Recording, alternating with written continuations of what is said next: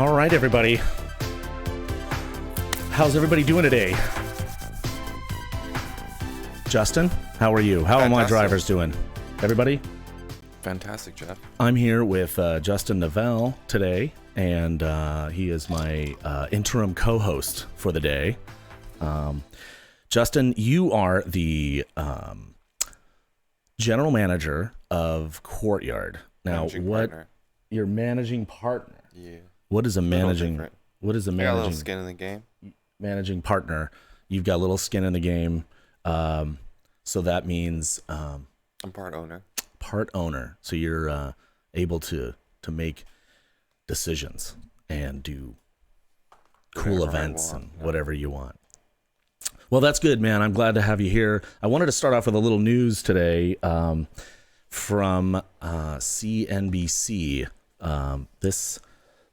Let's see. I'm going to pull this up here so we can all see here. So yesterday on the show, we talked about Facebook and how they are dying, and I wish they would die. Now, I just want to do this like experiment here where I can just do a Control F here, and I'm just going to type the word privacy. Okay, wow. 7. Its decline comes after Facebook reported a 51% rise in expenses compared to with its total in 2018. The expenses were largely related to the company's privacy and security improvements. No shit. Facebook also warned of advertising headwinds related to privacy because people don't want to be super targeted. It's fucking freaky. When you're on a page, right? You're on a page. You're shopping for shoes, right? So you're shopping for shoes, and then all of a sudden, a little ad roll retargeting. You're shopping for shoes on a completely different website, dude, right? And then you come on Facebook, and the cookies have traveled with you, and now you are. Yeah, I mean, this is the balance between convenience and insurgents, I guess. You know, like. But also, do you think that there's going to be an insurgency? Really? I mean, at some point there'll be a Facebook mass exodus. There could be. I think there could be an argument made on both sides. Mm-hmm. Facebook was also the first to kind of monetize this type of technology to be able to basically get people what you want faster and at maybe a cheaper price. That paired with Amazon Prime. I mean, essentially, we're an experience-driven economy today, and we want things now. Have you seen that? I forget his name, but he's a Chinese comedian. Just had Netflix. Just had a Netflix show come out. Chinese comedian Billy. I don't remember his name right now. Oh, I know what you're talking about. Crazy Rich Asians. Yeah. He's like kind of a little eccentric out there, mm-hmm. right? Okay. And he's comparing Chinese life or in China versus Americans. Yeah. Well, I mean, you know, the fact that I see privacy here, and we talked yesterday, I know you didn't see the show. We talked yesterday with Ivan about, you know, these things becoming like a token ring, you know, like this is, you mean you can say this is all your stuff, like just kind of like the blockchain for Bitcoin, mm-hmm. where it includes every transaction. Convenience. And all these things are, all of this is based in convenience, Jeff. Right. So if users are going to keep using it, then privacy doesn't really matter, to be honest. Like the volume in users creates the Facebook economy. If I can sell tickets or get leads or generate my business, whatever business it is, mm-hmm. via Facebook's technology and services that they provide, and like we were speaking about earlier, like they create a convenience for our generation that is sorely disconnected and I think increasingly lazy. Okay. Right? Sure. So then you got the Grubhubs, the Lyfts, Ubers. It's all based in convenience mm-hmm. from your token, our phone. Right. But I meant this as this is where we're going to keep all of our data and our information. Is it not already there though? No, but I mean, it's going to be in a lockbox. I mean, I hate to use that word, you know what I mean? But a lockbox. I mean, that in like some, has your. So in other cities, words, people like are experimenting with computer chips in their hands. Businesses already do that. Mm-hmm. They mark what you purchase at your place of work. If you have credits for lunch, drinks, coffee, mm-hmm. how to get in and out of doors. I mean, it's already happened. So you're saying that the Pandora is already out of the box. I believe so. Now that's great, but what happens when the insurrection or the revolt comes, where now we refuse to allow Facebook or YouTube to take our content or our tweets or our Coachella Ferris wheel picture, okay? And you signed this thing, so we're gonna flash it up there real quick on a commercial. I think that's a government. There's laws in Europe, for instance. Yeah, that's what I'm saying. Europe is gonna. That's the first one that's gonna happen. Specifically for, even let's just one subject specific is child pornography and for sure, yeah.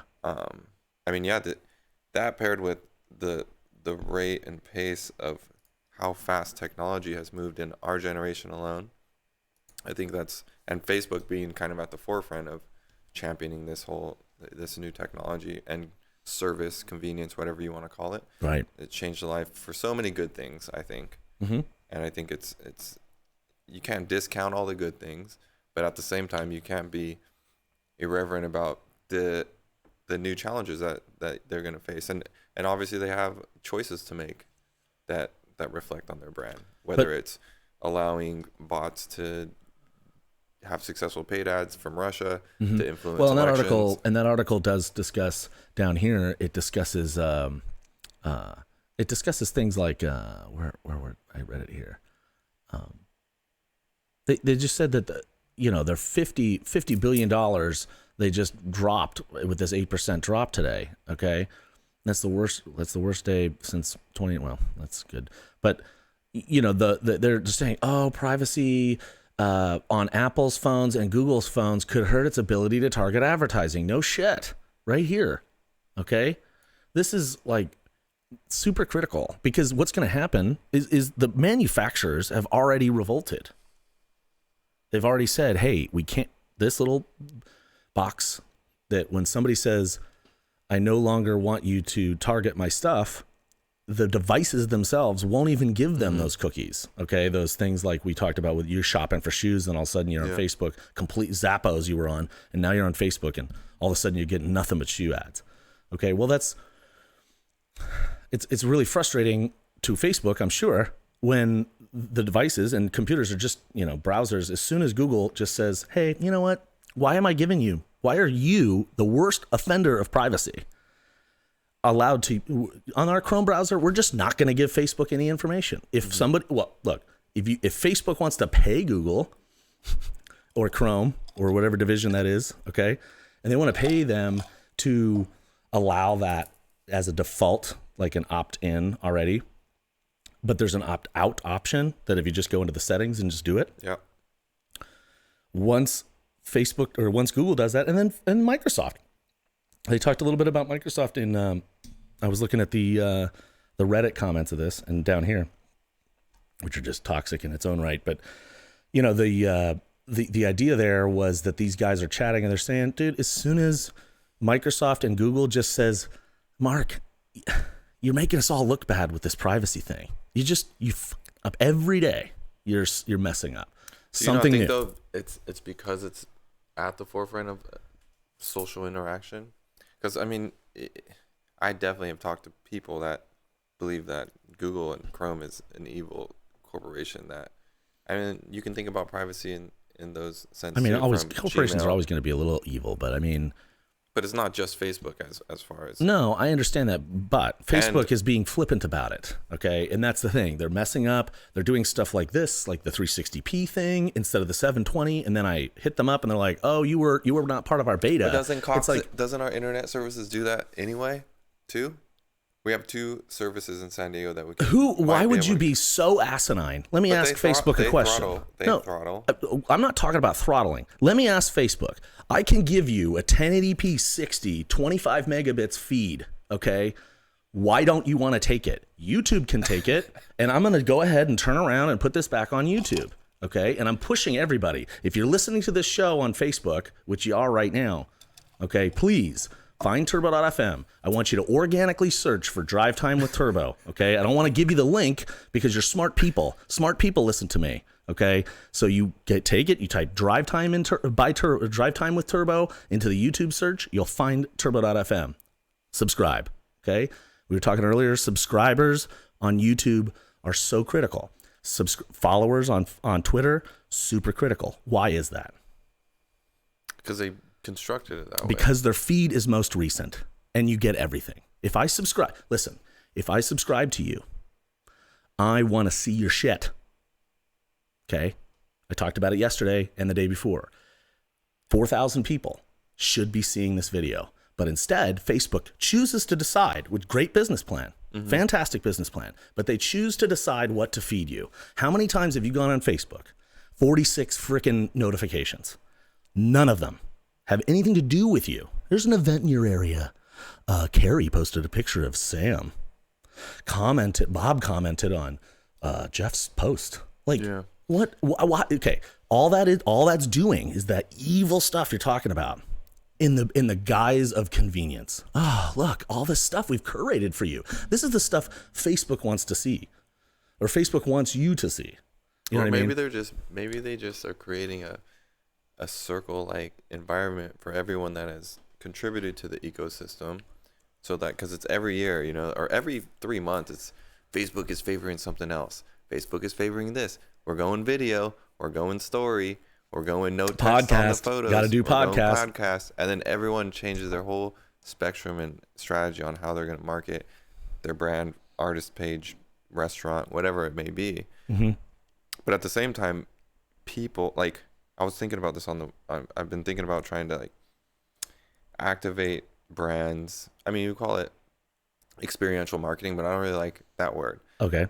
But back in the day when we produce events, you pay for posters, you put them up, and then that's part of your marketing plan, right? Mm-hmm. And then it stopped working. I don't even know if it ever fucking worked in the first place. Sure. But it But felt you're like still, it did. but yeah, because you're paying for it, and you're going, Well, we talked about print ads yesterday. and then Facebook ads come up, and you can see 10-to-1 returns, 100-to-1 returns, and then in your head, we worked 2 years or 3 years, and that's what we did. You build out a budget for each campaign, and you spend that money, Mm-hmm. and people are used to that now on Facebook, and there's an inventory of fans and users that the engineers know about, and it's been monetized. So it's like it's ridiculously monetized. And we're all users. We are the products of Facebook that has been monetized. So it's just a huge polar pivot, I think, to say that people are just gonna flat out stop using it. But I think that everyone is very forgiving of these types of mistakes or blunders or bad service moves. Why? What type of business? It's an anomaly. You can't even reach Facebook. You can't even talk to a person. I know. at Unless Facebook. you're, And they do that if you're above a certain thing, they will. But yeah, they do that on purpose. Yep. Right. So it's like Open. and all of us They are gonna- open features. and you get excited about it. Now they gave me 720 feed. Thanks. I appreciate that. And it's a little bit of that's serotonin. yeah. And they know this. So it's a psychological high that people get, and it started with the thumbs up, right? And it's expanded to so many different types of services, whether it's Instagram, that is also owned by Facebook, that have created value and convenience for billions of people. I mean, just so like, to me, the immense structure of that and the user base, I just feel like doing things that you're pissed off about for your streaming, at the end of the day, you want to reach more potential customers so that your business can thrive. That's the bottom. why I use That's the Facebook. bottom line. Yeah, but it's such a necessary evil, and they know that, and they're taking it and they're squeezing the blood out of the turnip at the risk of emotional and What do they? That's what and it goes psychological back to, manipulation. Technology, Do you what get do what I they mean? owe? Yeah, for sure. It will evolve past our generation. Our children and We'll their figure it out. friends. They'll figure it out. They'll figure it out, but there will also be a lot of people that will be victim to that blunder. Whether it's already happening. The level of loneliness that people feel, the level of value that people find in scrolling through their phones and getting affirmations from people they don't fucking know. Could be bots, could be, the level of anger that is created from posts that aren't even from human beings. Like, it's way, I just think it's way too far beyond for us to have a coup of, you know what I'm saying? Like, we've gone beyond repair. We're I done. think so. We're just, social media is the great filter. It's worse than nuclear weapons. Is that what you're saying? Be. I mean, it's possible, right?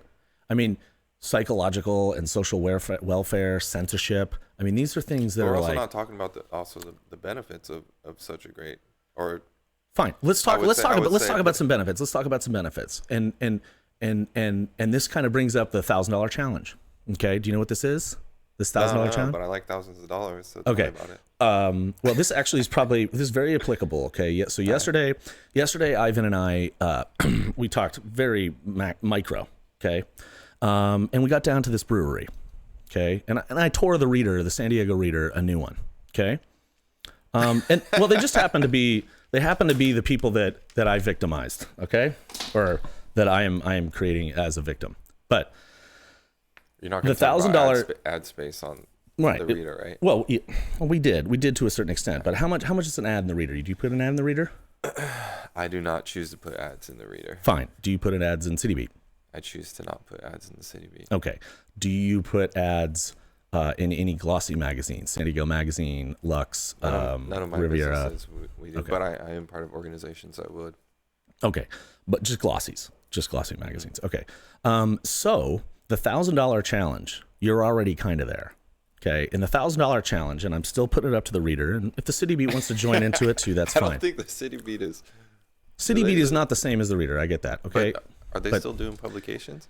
Well, they're in some trouble. I'm not sure that the dust has quite settled from that, so I don't want to speak to it because I haven't seen the final. They got acquired, and Kevin's no longer with them. Yeah. And, it just. Anyway, but the $1,000 challenge is you are a small mom and pop business. Okay. And you could be a big business like yours or medium-sized business. I think you're a medium-sized business, right? How many employees do you have? 40, 50? No, 20 or less. 20 or less. Okay. Well, that's medium, but your volume's millions of dollars a year, right? I mean, you don't have to say Let's talk about the $1,000 challenge. Okay. So the $1,000 challenge is such that you are a mom and pop. You understand that advertising is part of the marketing mix. I have to put ads out. Okay. Now the $1,000 challenge includes, it's a marketing challenge, not an advertising challenge. I'm not saying spend $1,000 on advertising. Anybody can do that. Okay. That's dumb. It's not thought through. It's not part of the total of marketing, which is producer to consumer. Okay. So taking that marketing mix and understanding I've got $1,000. I'm a small brand, like Little Miss Brewing, right? Super tiny over here in the East Village. They have got a second location, but let's just say that they only had this little small 700 square foot place. Okay. They have $1,000 a month to spend. Every day they're getting phone calls from the Reader, from Ranch and Coast, whatever. They're getting account executives, these punk 22-year-old young kids. No, I'm serious. Look, because that's the kind of person that they want. They want this crazy outside sales I get you. guy. Okay. So this outside sales guy starts and he calls up and he goes, "Hey man, are you thinking about doing some ads? I see you're opening up your liquor license." And those guys were like, They wander the neighborhood. They find the new liquor licenses. They contact the people. Okay. So this guy is sitting there trying to sell this $700 quarter page ad. Okay. And again, I don't know the rates, but they're terrible. They're way too high. So $700 is going to get that guy a quarter page ad on page 30, something. Maybe along with another bunch of ads. So not even with any editorial on it at all. Maybe it's a spread of ads. Brutal, right? $700. And then he calls back the next week and says, "You want to renew? Because it's a 7-day magazine, dude." Right? So you want to renew? I get it. Yeah. So $700. The challenge is to understand that it's $700 in a magazine or a weekly rag, okay, is going to get you goose egg. literally, no matter what. And now if you want to cut coupons and stuff to kind of get people to come in for a free beer or a discounted beer or something like that, that would be one thing. But the idea is the $1,000 challenge is how much business can you get if you spent $1,000? Now, you could spend $1,000 on a sponsorship for my podcast, right?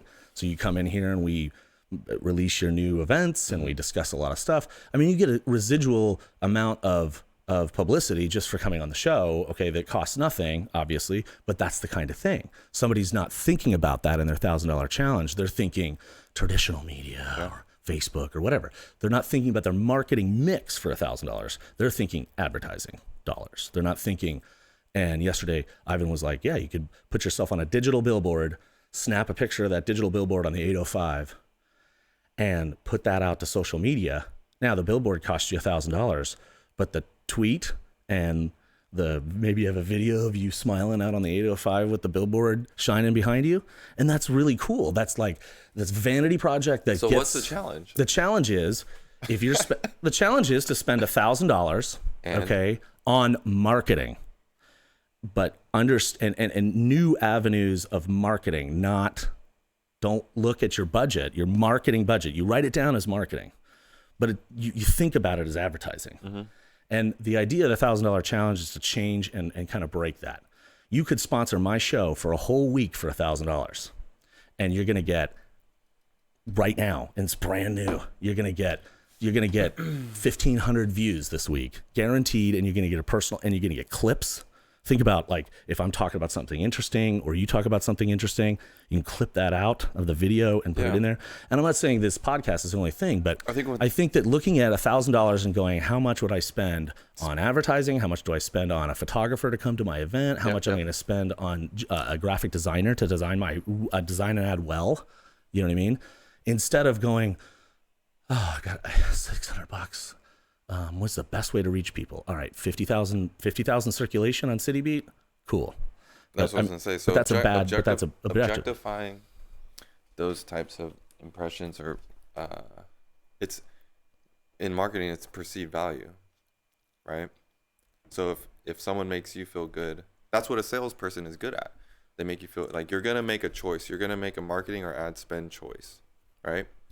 Or then you're gonna make a choice. Yeah. And who's like, that's what sales is all about. When you're in sales, someone's going to spend that money. Mm-hmm. So I don't think that there's a right answer, to be honest, because unless there's a wholehearted, like, clear way to understand your ROI on any type of ad and marketing spends, then, which there's not. It's aside from, I mean, even Facebook pixels, or, you know, when you're using, I think the biggest thing for me is email retargeting.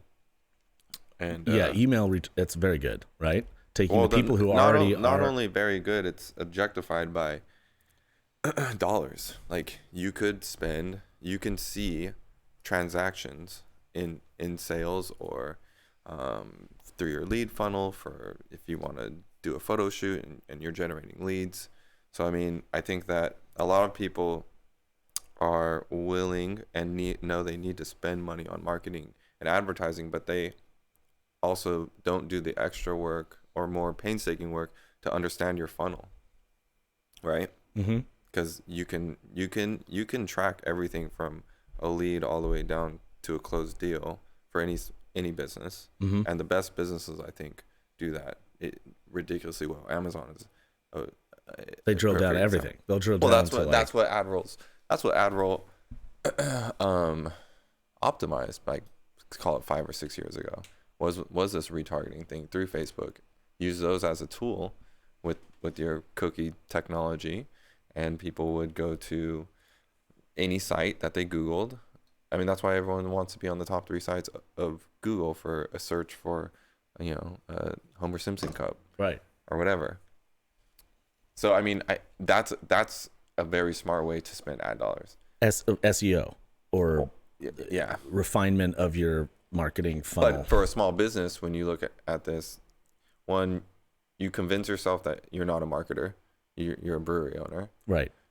And you know that people are going to come to your door or your email box or your phone number, and they're going to pitch you some a package essentially. And the magazine game has been a long-standing marketing and advertising tool for small businesses. So I think that you're like, do you think it's still that way now in 2020? Do you think? I mean, do you think I get anybody the should emails spend? in my inbox. But Me personally, no. No one should spend money in print.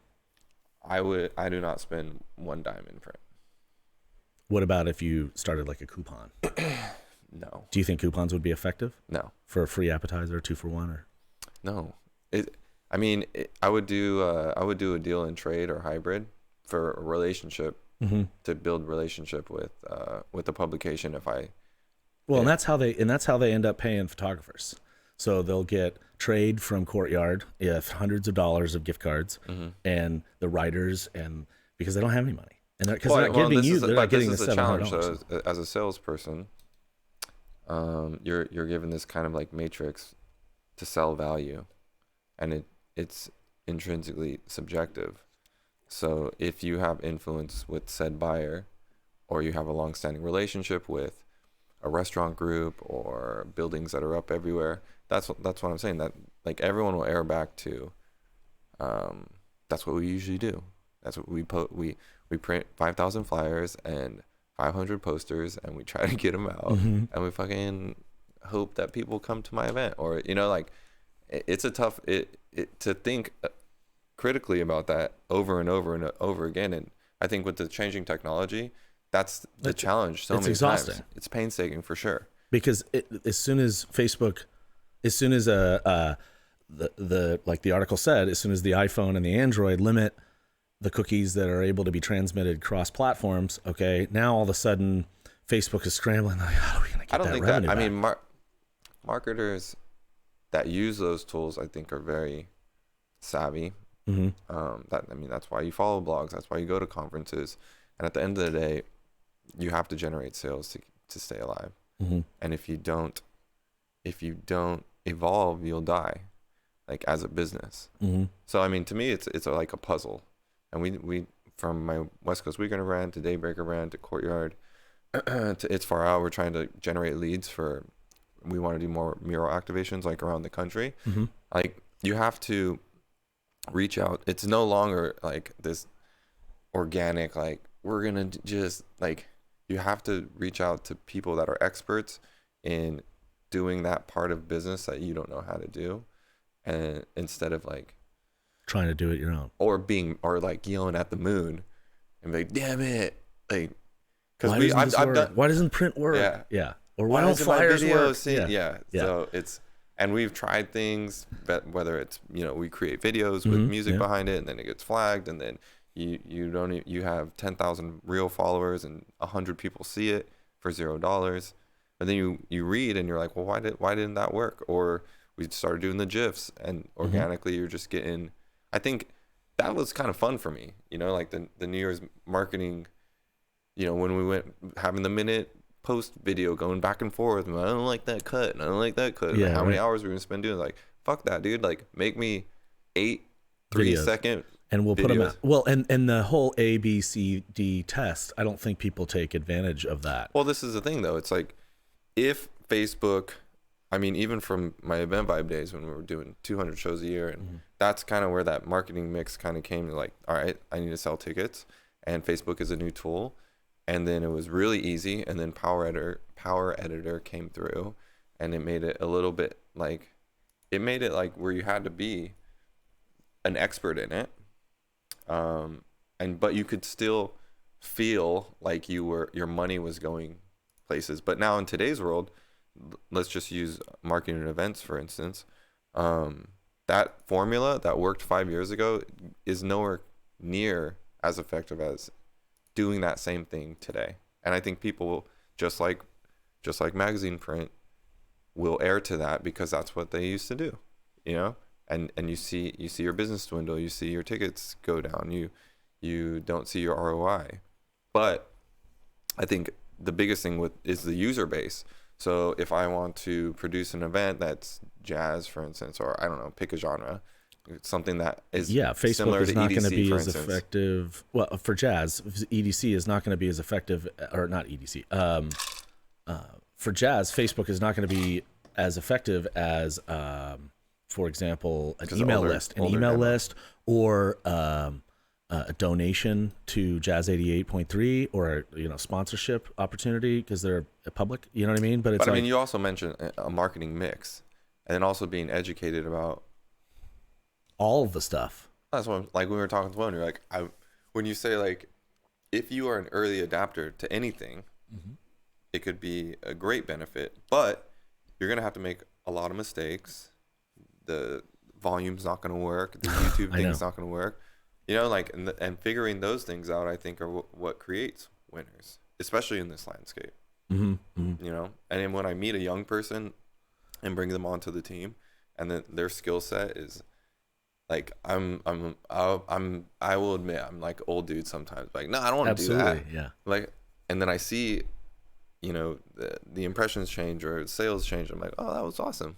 Like, I was wrong.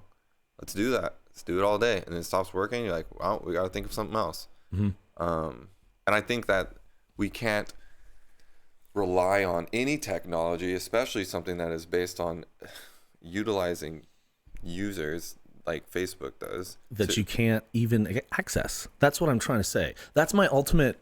That's what's going to be the downfall of Facebook. So maybe they don't have likes or followers anymore because they have so many. Then don't call it likes. Yeah. Don't call it fans. Don't call them followers. Don't so and so following. I'm just looking at yours. It's like 400. There are 414 mutual friends that we have.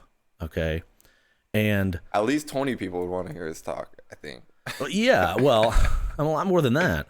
But if you look at like the people that follow you, there are people that follow you.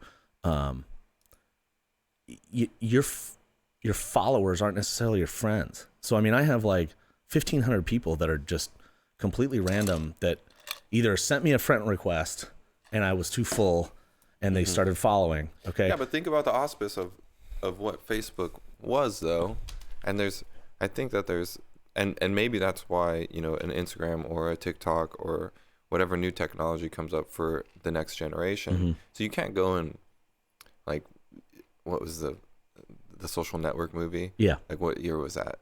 2008, 9. But when was Facebook created? 2002 or something like that? 6, 7. So or whatever. Okay, so it's like you can't go and you have this foundation of, oh, I'm gonna make friends. I remember being a freshman in college and people were talking about Facebook. I was like, I don't want that. Like, but that's what I'm saying. The platform is different. I know, but you can't. If you think about an organism that grew as it did to what it is today, it's like, and you have these foundations, whether it's friend requests and then accepting the friend request, or liking a page similar to MySpace. Like, I don't think that they can just get rid of it. So now it's like old luggage. I'm not asking Facebook to do anything different except allow the people who clicked my button. Okay? They physically liked and they physically followed. Okay? And if I do that on Facebook, if I do that on YouTube or Twitter or Instagram or TikTok, okay, or I don't know how Snapchat works, okay, but the point that I'm trying to make is every other platform, I mean, Facebook gives you the option of most recent, but that's not what I mean.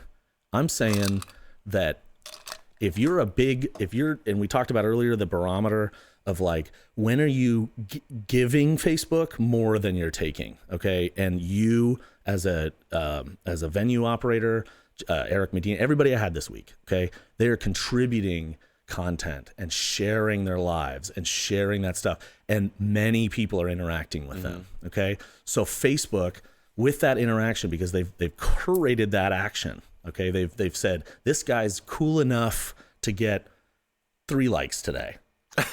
I'm fucking dead serious, dude. And it's scary because people are like, how do I do the algorithm? No, there's no way to do the algorithm. I'm telling you right now, Facebook is fucked because the people that want to see you, YouTube tried that for a minute, for like 2 days. And there was this huge YouTube uproar, okay? When they said, if you start curating the subscriber feed, the platform is dead. Okay, and that's the same thing that's happening to YouTube or Facebook, but the problem is Facebook includes everybody, and people are kind of, your aunt is kind of like, do you think that it has something to do though with the large spectrum of spenders? Like, so you monetize. It's just a bigger group. Facebook was monetized, but think about it.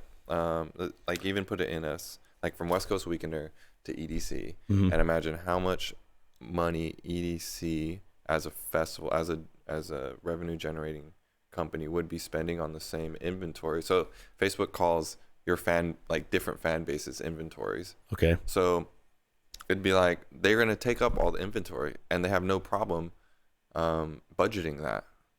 Saying So everybody who's getting anything related to electronic music during the week of July blank to EDC, blank is going to be the It's EDC post before it's going to be the West Coast Weekend post. Sure.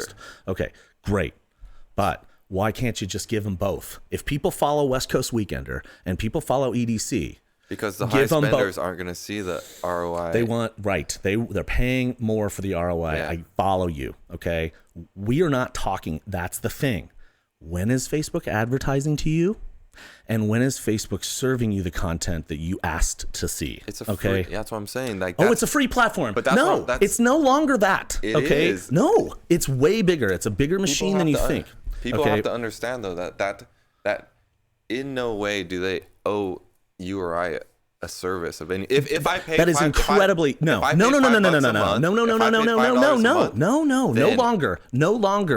And I'm going to start it right here. This is grassroots. No longer are we going to allow our personal information, our interactions of whether we post it or whether our friend posts it or not. And the thing is, when somebody clicks on this show, and you guys watching it right now, when somebody clicks here and watches this, that ad to the right, just look right there, the ad to the right or the ad below or whatever, okay, you are getting served an ad based upon the fact that you're watching this show, okay?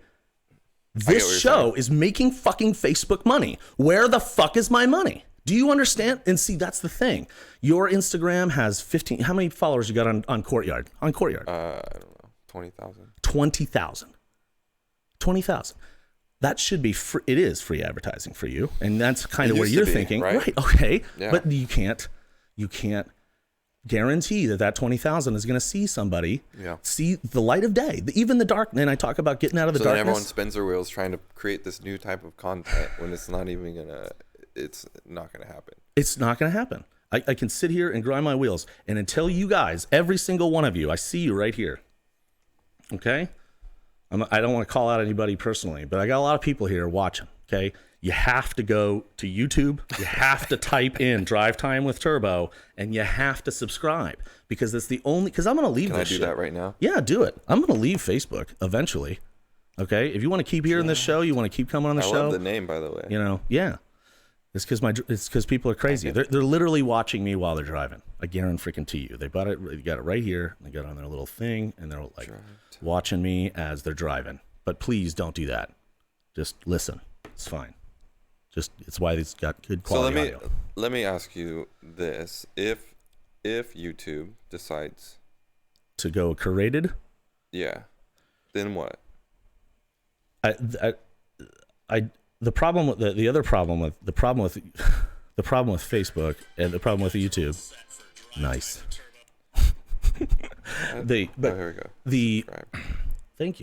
Thank you. See, live, subscribe right here. Thank you so much. Appreciate it. They want me to turn on notifications. Turn on notifications. Every time I go live, you'll get a notification. See how cool that is? It's super simple, folks. That's all you have to do. It takes 5 seconds. Say no thanks. Literally, you don't have to. Don't do the bell icon. Just subscribe. I'm not asking for the bell icon. I'll earn that. I'll earn that later. Okay. But my point is, YouTube is rolling. Think about it this way. I think your best money, period, is to take your cool. Let's look at it. Let's look at this stuff. My camera went out here. But let's look at your site. Look at this website, dude. How freaking cool is this? Shout out Andrew Flores. Is this the photographer? Andrew No, Flores? he makes our websites. Oh, okay. Look, you got yoga. When do you do yoga? Community. Next one's on February 23rd. Silent disco with yoga. That's cool. I didn't really work out the way I liked it, but we're gonna do a sound system next one. Okay. Well, you know what I think is cool about your area here? Can you do like silent disco at like midnight? No. Where is I that? mean, we can. Look at this risk. Look at this risk photo over here. Where is that? Oh, this right here. That is a good photo. That's a nice photo. I wonder, who who took that. that. But you know, I would take one of these. Where's your videos? You have videos on here? Mm-mm. No, but I would take one of your videos and just let's go to YouTube. Let's just go. Okay, I'm signed on to the Turbo, I think, but let's go. I'm gonna give you an intimate look here. Switch account here to mine. Okay. Hell, Delroy, 13-year-old, has more subscribers than me. But if you look here, okay, if I go to my subscriptions tab, right, I'm only gonna see my subscriptions. Okay, you see a bunch of drive time stuff, but like this guy's super cool. H3 doing highlights here, talking about the Should You Be Worried. Doug DeMuro, he's the San Diegan right here. I can't wait to meet that guy. I got to go to Cars and Coffee. This guy right here, Handyman, he's a homesteader. Okay, this guy's like the dog who did the RAV4 review that I looked at before. This guy's homesteading. He's building his own home. He built this already. You know what I mean? Like this is like really cool stuff, and I do want to see it. And you know what? And if I don't see it every day, that's fine. Okay, I'm not going to click on every one of these subscriber feeds, but look at just the way that I can go. Okay, I know that's the Nerdrotic. These ladies are hilarious. They're super high, super Republican conservatives, but it's just hilarious. They're on, they do this chat. It's really, really very fun. I don't want to play it, because if I play audio, I'm gonna get whatever. But these are just like really cool. Salmonella Academy. This guy's hilarious. Emergency Awesome. And it's just like, I can look at this feed. Look at Cowboy Kent Rollins talking chicken enchiladas right here. Here, my name. I'll do the play-by-play for you here now. All right, my name is Kent Rollins. Today we're gonna cook in a Dutch oven. We're gonna do our little thing here. Look at this. Look at that, the jalapenos. Oh, we're gonna make ourselves some tortillas too. See, it's hilarious. It's awesome. But why would you? And then yes, the comment section is just as toxic as every other comment section. Absolutely. But the key here is this feed. This subscription feed. And if I want to see popular, I can click trending, and home is where recommended. See, if I could do this, if Facebook would do home, this is stuff that's recommended. Now I'm not Overlord. This guy's weird. I've watched a few of his videos, but I don't want to watch Doomcock is his name. It's this weird name, and he's really edgy on nerd stuff. Real life Irishman details. Yeah, that's the guy. But see, I'm not a subscriber to Mystery Wire, okay? But when I want to find new and interesting stuff, I do want some curation happening. Okay? There's no doubt in my mind that I want some of this. I don't. Ryan's a great guy. He does the screen rants. But that's great. And then when I want to see my people, click subscriptions. Okay? And then I get everything in chronological order. Live in Des Moines from Diamond and Silk, they cover all the Trump rallies. Are pretty crazy, but I also have some really liberal stuff here. Like Vox is on here. A lot of science shows, like the Sci Show, I think is fantastic. Joe Rogan, of course. Linus Tech Tips. I'm a little bit of a nerd, but and then all this other stuff from yesterday. She's fantastic. Homemade Wanderlust is a fantastic hiking channel. By the way, we need to go hiking, dude. When are we gonna do that? So. Yeah, and then this guy Techmoan, this guy's from Britain, and he sits. But what I'm trying to say is, look at how cool and much more positive creative's world looks on YouTube. Someone who's creating, even a brewery, okay, could create. Courtyard could create that. The problem is, we have no followers because we've paid so little attention to YouTube in the last, everybody. It's not just me, okay. YouTube has become a juggernaut. Okay. Is it more difficult to produce videos, though, right? If you think about like ongoing content all the time.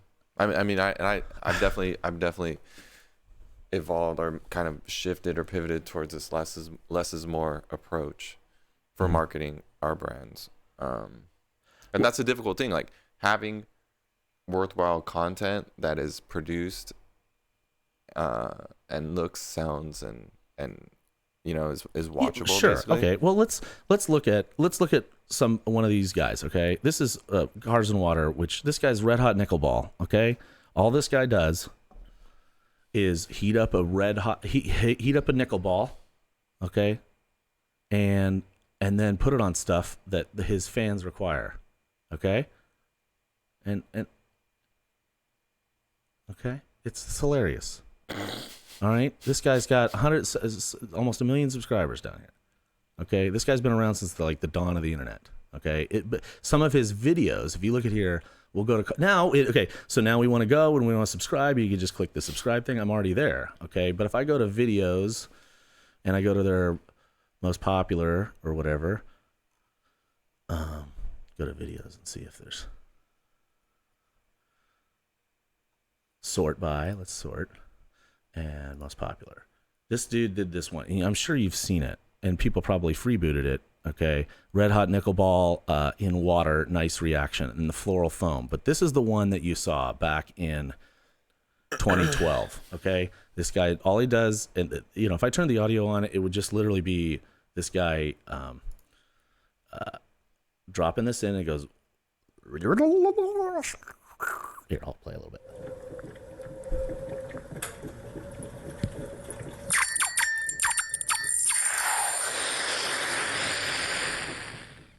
Okay, now it's 2 million views, 12 million views. Okay, and again, here's another way. Here, after the video's done, this is all basically the same as home.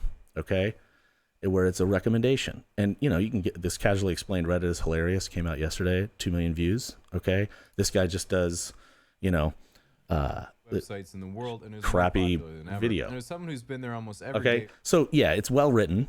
A writer, a copywriter. I told. Can't remember who it was. I think it was Ivan. A copywriter is your number one person that you need to. You need a good copywriter, because a good copywriter is going to be able to write you those words like, "Hey, everybody, this is Courtyard coming to you." Where blah is blah 12 blah. million people coming from to watch? There are 7.5 billion people on this planet. Okay, high effort stuff. Okay, Philip DeFranco. H3, Everything Wrong With, Cinema Sins. I mean, yeah, some of that stuff, you're right. Or Babish. Babish is a great one. His stuff is super high quality, and it's well written, and you can hear it. It's a good audio. Our precious chili paste. Add about a cup and a half. So like these guys are highly produced, but the thing is, as far as like, let's switch. Oh, we're on me, and let's go to my channel, okay? Because we can play stuff on mine. All right. This is me and a GoPro. Okay. But I also did stuff, my PCT videos, which we can look at in a minute. Okay. But like, this is fun. This is just slow TV. This is just me with a 2000 super. You can't see it in the broadcast, but this is 4K, super crystal clear. You can see these guys play Frisbee and soccer right here. Okay. I'm not saying, 57 views, but whatever, okay? But forever, my video is going to make money, forever. It has 57 now, but in 40 years, okay? See, this platform is the new television. And everybody's just straight up ignoring it, okay? And the ad rolls, they took my, I don't have enough subscribers anymore. It used to be 40 subscribers to get monetized, but now it's a lot more. What section? You want to do some mountain stuff? Yeah, let's do Section A, Scissors Crossing, Warner Springs, Saddle Junction. Yeah, here we go. All right, let's watch it. Let's do it. Ain't gonna hurt How no much though. time, though, did it take? Like, you're walking up the hill, you had to go set the camera up, then you went back down the hill, and then you... Yep. Yeah, basically. And then the audio obviously is stock audio. There, I'm Matt San Jacinto. I've been up there 3 times, but I did this in April.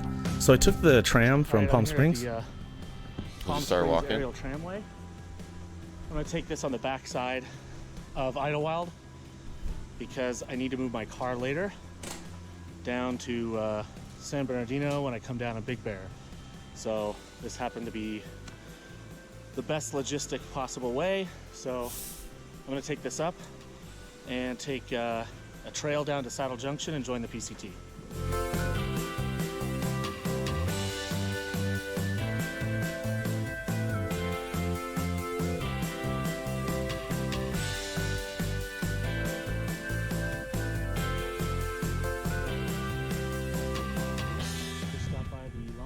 ranger station and got some current conditions of the ice. Much and, fatter then. Got a camping permit. Although I for feel this pretty fat now, particular too. Little area on the peak, and I'm gonna head down to What are Saddle Junction here what's your via goals Wellman with all Divide these videos? and link back up to the PCT. Like at the front of it, Sharing my knowledge, man. sharing your knowledge. You know, if It's a lot of. if you knew if you watch these videos, okay, you're gonna know what it's like. How many views is that? Thousands. Yeah, it's basically Do you feel like 1,000. when there's more video content that is created, it Just devalues following other people's steps. other video content? There's no blazes or anything for these San Jacinto trails. Because here's what I see in this Signs traffic. every once in a while I see people start up my that series direction. and they keep going, I'm glad there hasn't been or they'll go back in my catalog every year. It's about this time too, because people are thinking about planning But mid-March. but and you're an like- avid YouTube user, like so. I don't. Everybody I don't needs do to be that. an avid YouTube user. That's what I'm trying to say. Is that's what's going to happen. I don't personally. I don't like. I don't know. I don't know that I wouldn't adopt it. It's kind of fun going through the snow. But assuming that everybody is going to be the user, I don't like. I mean, I definitely use YouTube and a little bit. Well, okay. Do you use YouTube? I'm gonna stop this for a second. Do you use you watch TV? How do you watch TV? Through a smart TV. Okay, but you stream. You don't have cable service. Correct. Okay, so how are you gonna watch the Super Bowl this weekend? By the way, your 49ers At a friend's house. at a friend's house that has cable, or YouTube TV, or They have PlayStation cable. View, or whatever. They have have cable. cable, Okay. yeah. Well, we all know that that's going by the wayside to the streaming thing, which is fine. You'll have one pipe going into you have one pipe going in, and that one pipe is just fat enough that you can do streaming, you can do whatever. Okay, that's great. But YouTube TV, I don't have YouTube TV. There's complicated with the YouTube TV, but here's the thing: with YouTube TV, you're getting all those major channels. I'm not trying to sell YouTube TV. But this is just an example, okay? So YouTube TV has their regular channels for $50 a month, all ABC, local people. You can watch sports, Padres, whatever. But when you're viewing that through the app, because of the adventation of these streaming apps, right? When you want to go and watch videos, you want to watch a circle video, right? Be at TV, or you want to watch one of our streams, right? Are you going to go to Facebook, try to find it on Music is for Lovers? Likely not. No, like you're going to go to YouTube though, because Circle's got their YouTube on Thursdays. Every Thursday. Today it came out, the Omnia Bali. It's fantastic with Lee Burridge. Okay, they stream it on Monday on Facebook. Shitty, because Facebook, for some reason, only gives them 720p. Okay, and then on Thursday they have the YouTube channel, which is fantastic. And then I can click here, right here, no problem. I bet you, if I go down here, show 126 more. Why doesn't YouTube, or maybe they are, but who are they marketing this to? Well, that's the thing. This is Google. You understand? So when and I have the ads turned off. If I turn off my ad blocker, okay, you would see that the pre-rolls that I'm getting for this video are like super high end. I'm getting Geico commercials. I'm getting and the thing is that when I was monetized, I've got to get to 1,000 followers on this hiking channel in order to get monetized. But when it was 40 subscribers to get monetized, I was making $12 a month, actual cash money from ads. Okay. And that's what I'm trying to say about Facebook respecting the creator, understanding that without the creator, without the content, YouTube doesn't exist. Facebook is starting to figure out crap. Well, maybe maybe it's moving to just the same thing as a print ad or your right. Well, why would you spend? Right. Why would you spend? To me, I mean, honestly, that's it. The money that we spend on Facebook ads in the past 6 months has declined probably like 60%, and we've dedicated that money to other avenues. But it's specifically Instagram as well. So it's kind of weird. Okay, so what you can do here, so say you had a courtyard, let's look up. Courtyard, SD, San Diego, we'll do that. just to see what's out there. Like, where are you currently at? You got a KPBS. I remember this. I watched this. You're in this. Look at this. Woo. We literally actually picked up all the shipping containers from the last location. All right, Is that one of your partners? Moved it right here. Philip Akatel has been with the project since the beginning, when he was a student at New School of Architecture and Design. He did a school project with a new idea. The whole concept was looking at city-owned properties that were vacant, underutilized, and the Oh, city there you are. had plans with them, but not for the next sort of 2, 5, 10 years. So the whole question kept coming up of like, what can we do with it for now? Their answer was a coffee shop, dog park, beer garden, So we do live music. event space, We got the big 12-foot tables. and just an area for people to hang out. It's even the same canopy structure. Courtyard was open at Park Boulevard and Market Street for 2 years, but then the city decided it was time to build a That's about to high-rise on open. the lot.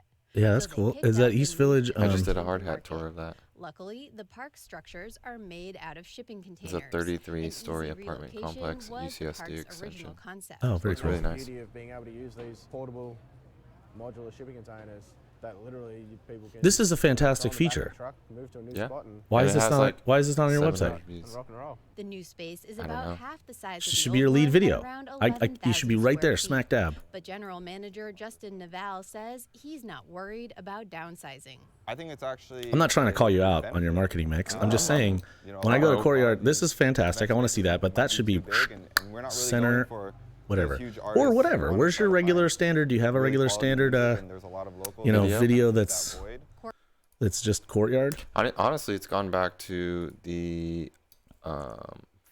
feeling of low ROI when we do like time plus budget into a video that we produce, and it kind of goes in with like the after movies that we were doing for events, and we were like, well, why are we doing these post event and nobody's viewing them?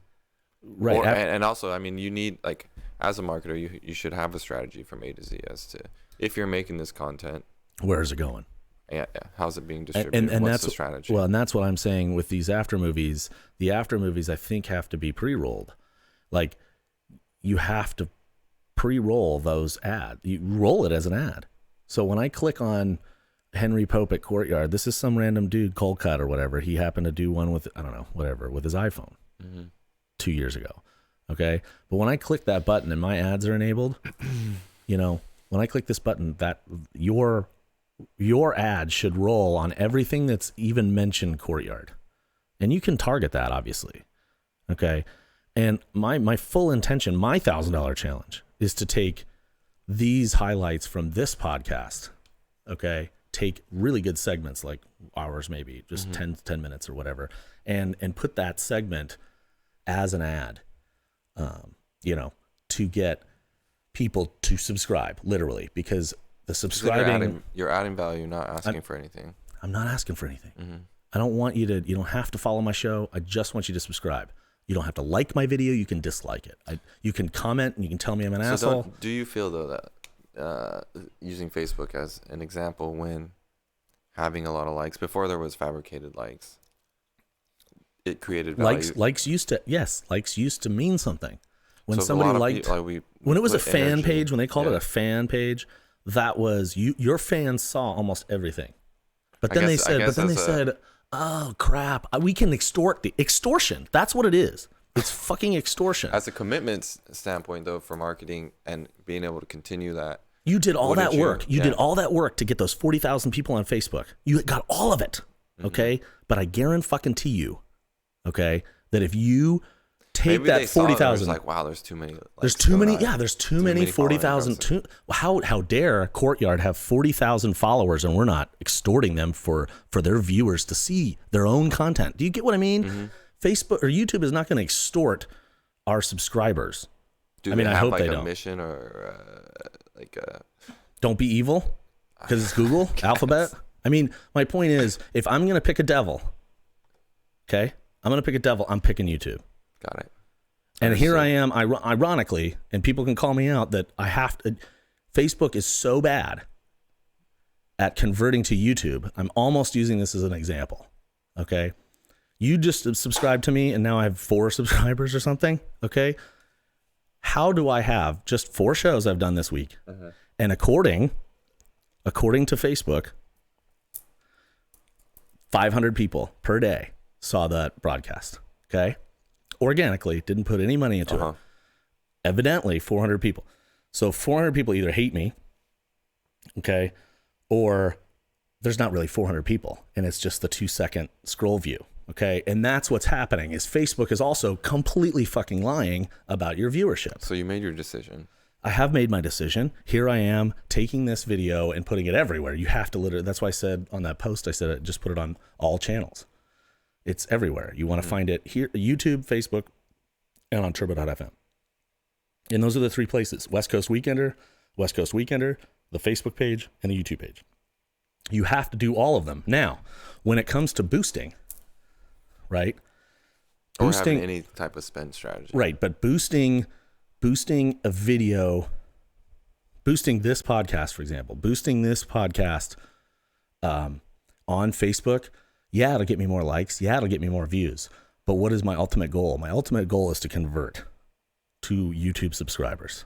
So I need to, and which is great, because Facebook has basically made the decision for me, because they won't allow me to do 1080p 60. You know, $100,000 worth of equipment here in the studio, and they won't let me give it to them that way. Do you get what I mean? And my clients are going to demand that. My clients are going to want that too. What if they pivoted and then did and tried to be YouTube? Yeah. They would fuck it up, because they would take these subscribers and then start to curate it. Okay. And that's the thing. If you want curated content, there's plenty of curated channels. There's plenty of like What Culture, for example. Okay. These guys are really smart. They're Irish. Okay. That's not because they're, but I mean, they're literally from Ireland. Okay. But you know, you look down here and you go up and down from Star Trek Picard, 9 most anticipated movies, MCU Infinity Saga, 10 hated movie characters, blah, blah, blah. Okay. My point is, it's very film centric, obviously, or pop culture centric. But the idea is that if I follow these guys, or I go to Emergency Awesome. So essentially they're creating content, not selling anything, but once they get the viewership, it then turns into like constant. A commercial. Everything. I produce my own show, and I'm going to get this many commercials, and they're going to pay me for that. That's the investment. That's the ROI.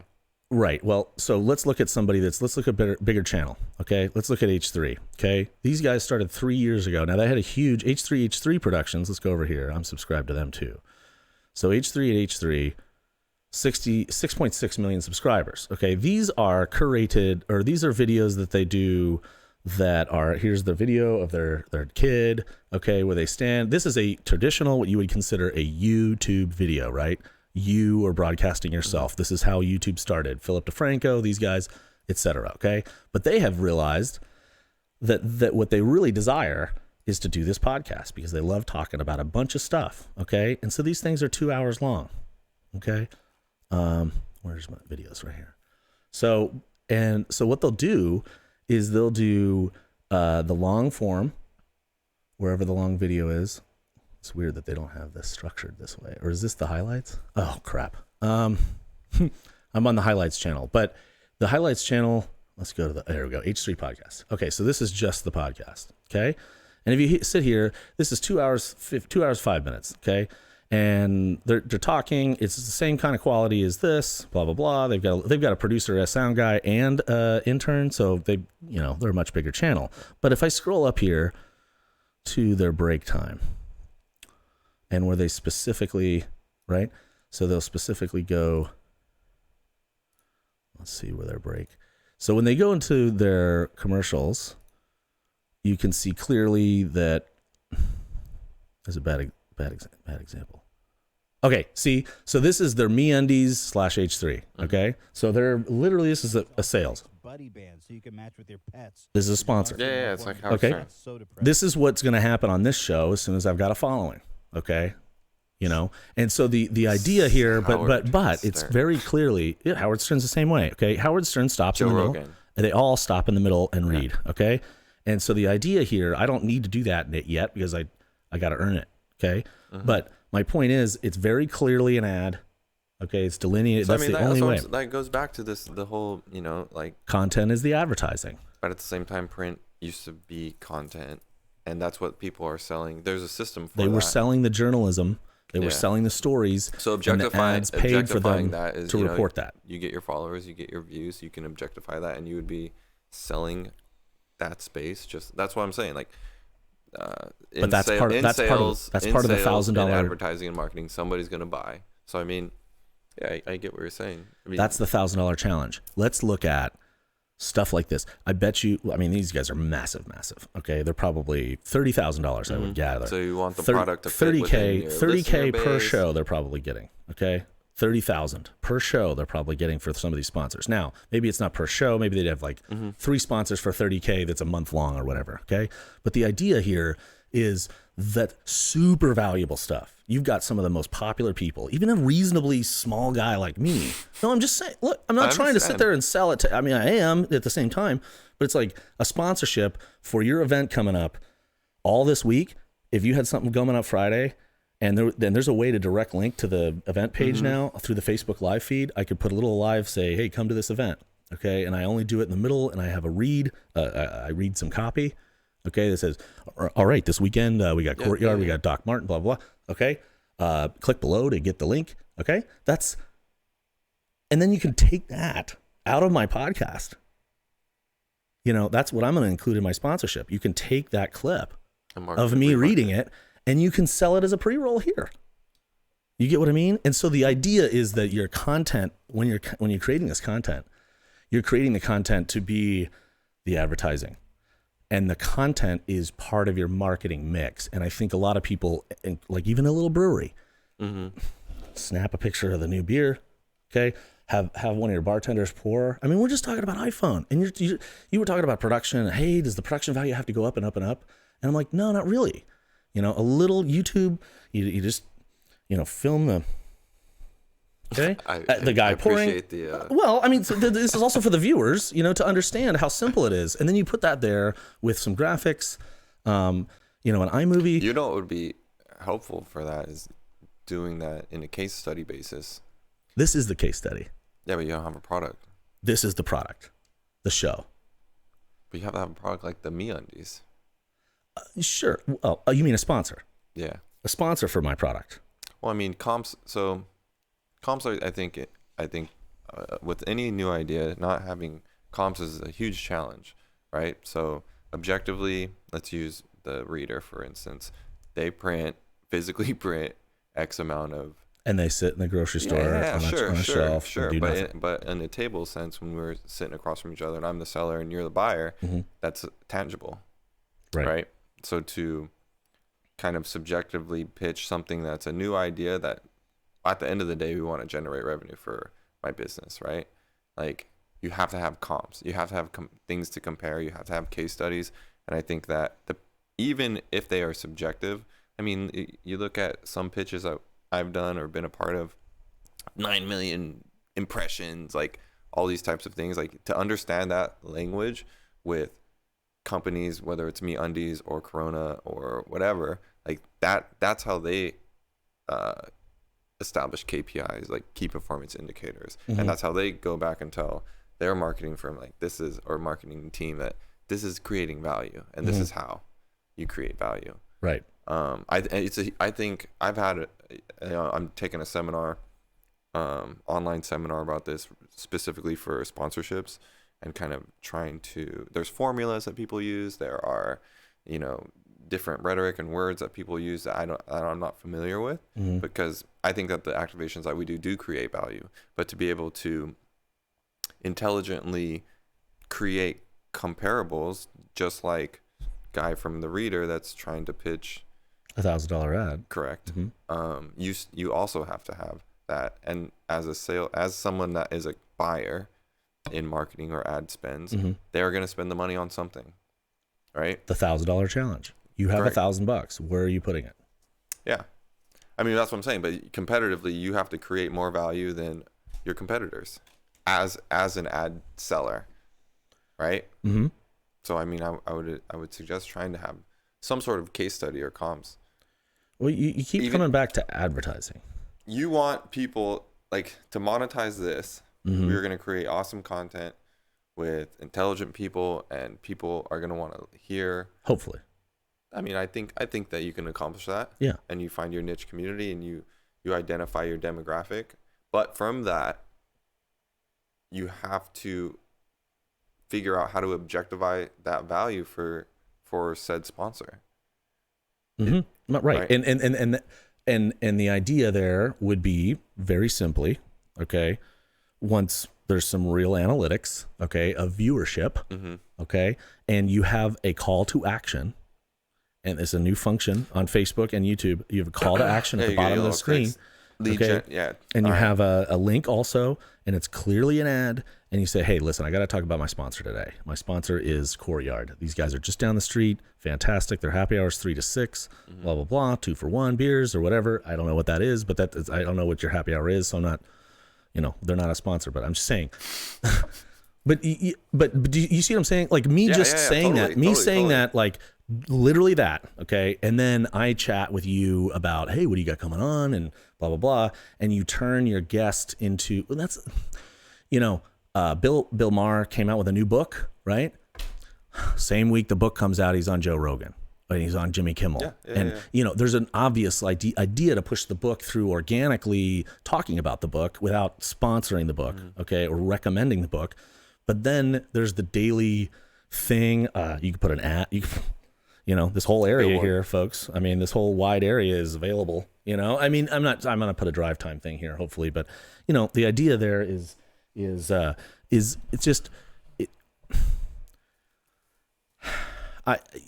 you've got to look at these brand new venues because we have not paid attention enough. And we've seen the rise of the podcast just being a behemoth. I think a behemoth kind of thing. And part of with that, you're identifying a problem, right? I guess. I mean, or you're identifying a problem and you're offering a solution or an opportunity. An opportunity for people to. I think knowledge in objective comps is the next step for sure. Right. As a buyer for someone that I would love to market Courtyard in more creative ways that objectively, one, fit in line with our brand, but two, I mean, it has to be effective, or at least even perceived as effective. If I'm a listener of a podcast, I emotionally feel better to spend money on sponsoring, for instance. Or if I am a reader of San Diego Magazine, which I'm not, but essentially, like, there's a digital brand opportunity too that I think a lot of people overlook as well. And we talked about that yesterday. The whole, if you're a brewery, you're selling a physical item and you're trying to market to the neighborhood, okay? Like literally your locals that are walking by every day, they need to know that you're open, and they need to know that the happy hour is this, and this is local discount 92101, whatever. Okay. They need to do that, but they're completely forgetting about the $20 Facebook boost, which is super invaluable. $20 on every post every day for a week, $100, for 5-day campaign, you're going to get everything you need. Right. And you'll be able to track that, and they'll be able to tell you this. Now, whether they're telling you those views or those views, that's, we can talk about that conjecturally. On Facebook, on YouTube, and ads, and no, just on YouTube and Google AdSense, okay?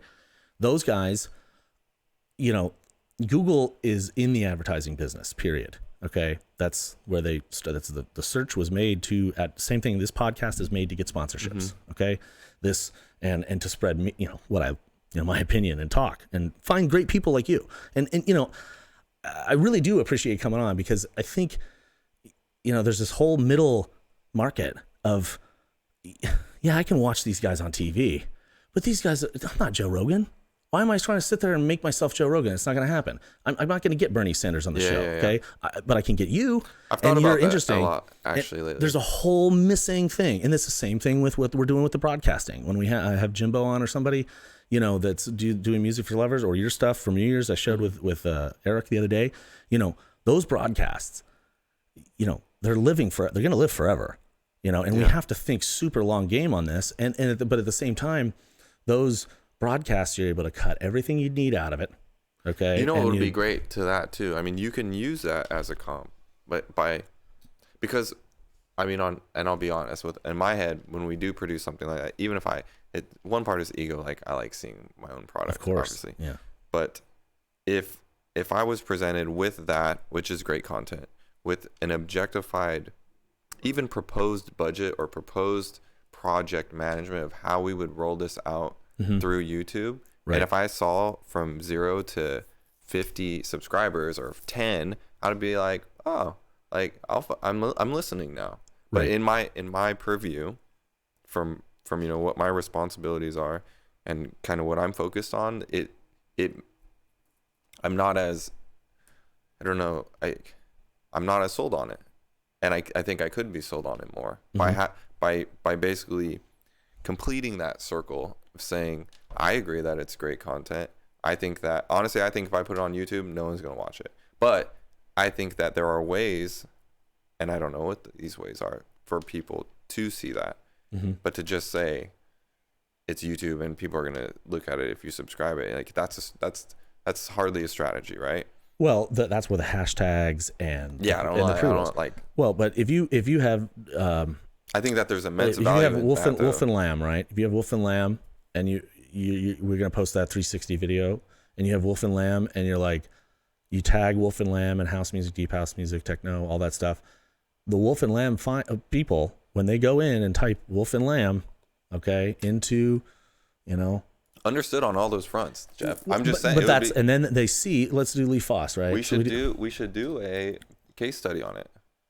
Because think about that. That's creating objective value, and let's just keep it to electronic music. Okay, fine. We did that with Joski. Okay, we put nothing. Joski. I literally. You're missing an E. Joski. We did 0 Facebook or 0 YouTube promotion. Okay, so Facebook Live, Joski Live. Okay, at Firehouse. All right, we're the third one down of that search. We 828 views. We haven't even touched. I haven't looked at this. Literally, haven't looked at this until just now. Okay, we have not, and Jimbo can attest to this. That's what I'm saying. Take that and pop that shit off. Like, right. But right now, the ROI is better boosting Facebook views. And if you look at the same Joski Live video on YouTube or on Facebook, we have not if YouTube is your not if you're pushing YouTube. Well, what I'm trying to say is this is a 0 metric right here. This is a post it, tag it, and forget it. Okay, and then see these grow. Same thing with my hiking video. I never went to a hiking blog and said, "Hey guys, check out my video." I literally just put it up there, section A from Border to Lake Morena. And people are freaked out about that first 20 miles. 7,000 views in like an hour. Okay. So Facebook doesn't have that. When I search, let's just try. Let's go to Facebook. Everything that you're saying, if you did that for, obviously not our New Year's Eve company, event, but no, just, I mean, I think just in perpetuity, like just doing it along with what, because you're already, even though I brought you on for New Year's Eve specifically. And we could look at it as it's 80% done, for instance, right? There's still some work to be done. It's not on YouTube. It didn't get approved by the agent. It might just get lost in wherever, like on the cloud. So, maybe there is an opportunity to kind of tighten up that, like the whole strategy that we would go after. Because even pitching it to the agents, I mean, I know that doing the Rodriguez Jr. and the Joski thing, that should help get more quality things, but then it doesn't, and then you're like, well, what else can we do? Well, hold on. Now, look at this. So this is just to show you how difficult it is.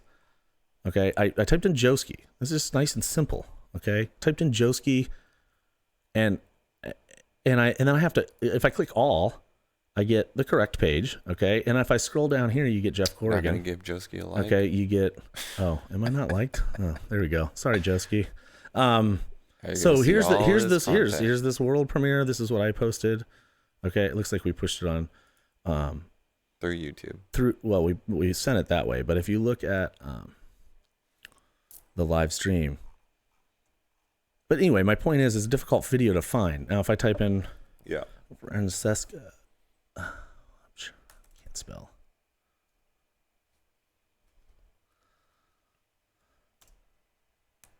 Francesca Lombardo. Let's do the same thing. Okay, here we go. And we go over to videos. Excuse me. All right, here it is, right here. So this one has been promoted. Actually, I shouldn't show this in incognito video, but So let's see, 4,300 people reached, blah, blah, blah. Well, there is a small promotion, but I think there was only like $20 on this. I'm not in charge of that. Okay. And then we got our YouTube video here. Now, Francesca, arguably, it wasn't the most entertaining set on the planet. Okay. She's a wonderful DJ, but a lot of people don't necessarily like that particular type of music. Okay. So, but 60, even if we spent $50 on this, 6,300 views, 10 shares. Okay. When, 4,300 people organically reached, I'm not going to click the view promotion because it's proprietary stuff, but it's just so difficult. Why is it so difficult to find something? And so and we try to push YouTube video, or we try to push videos just in general on Facebook. It's just not the right platform for that.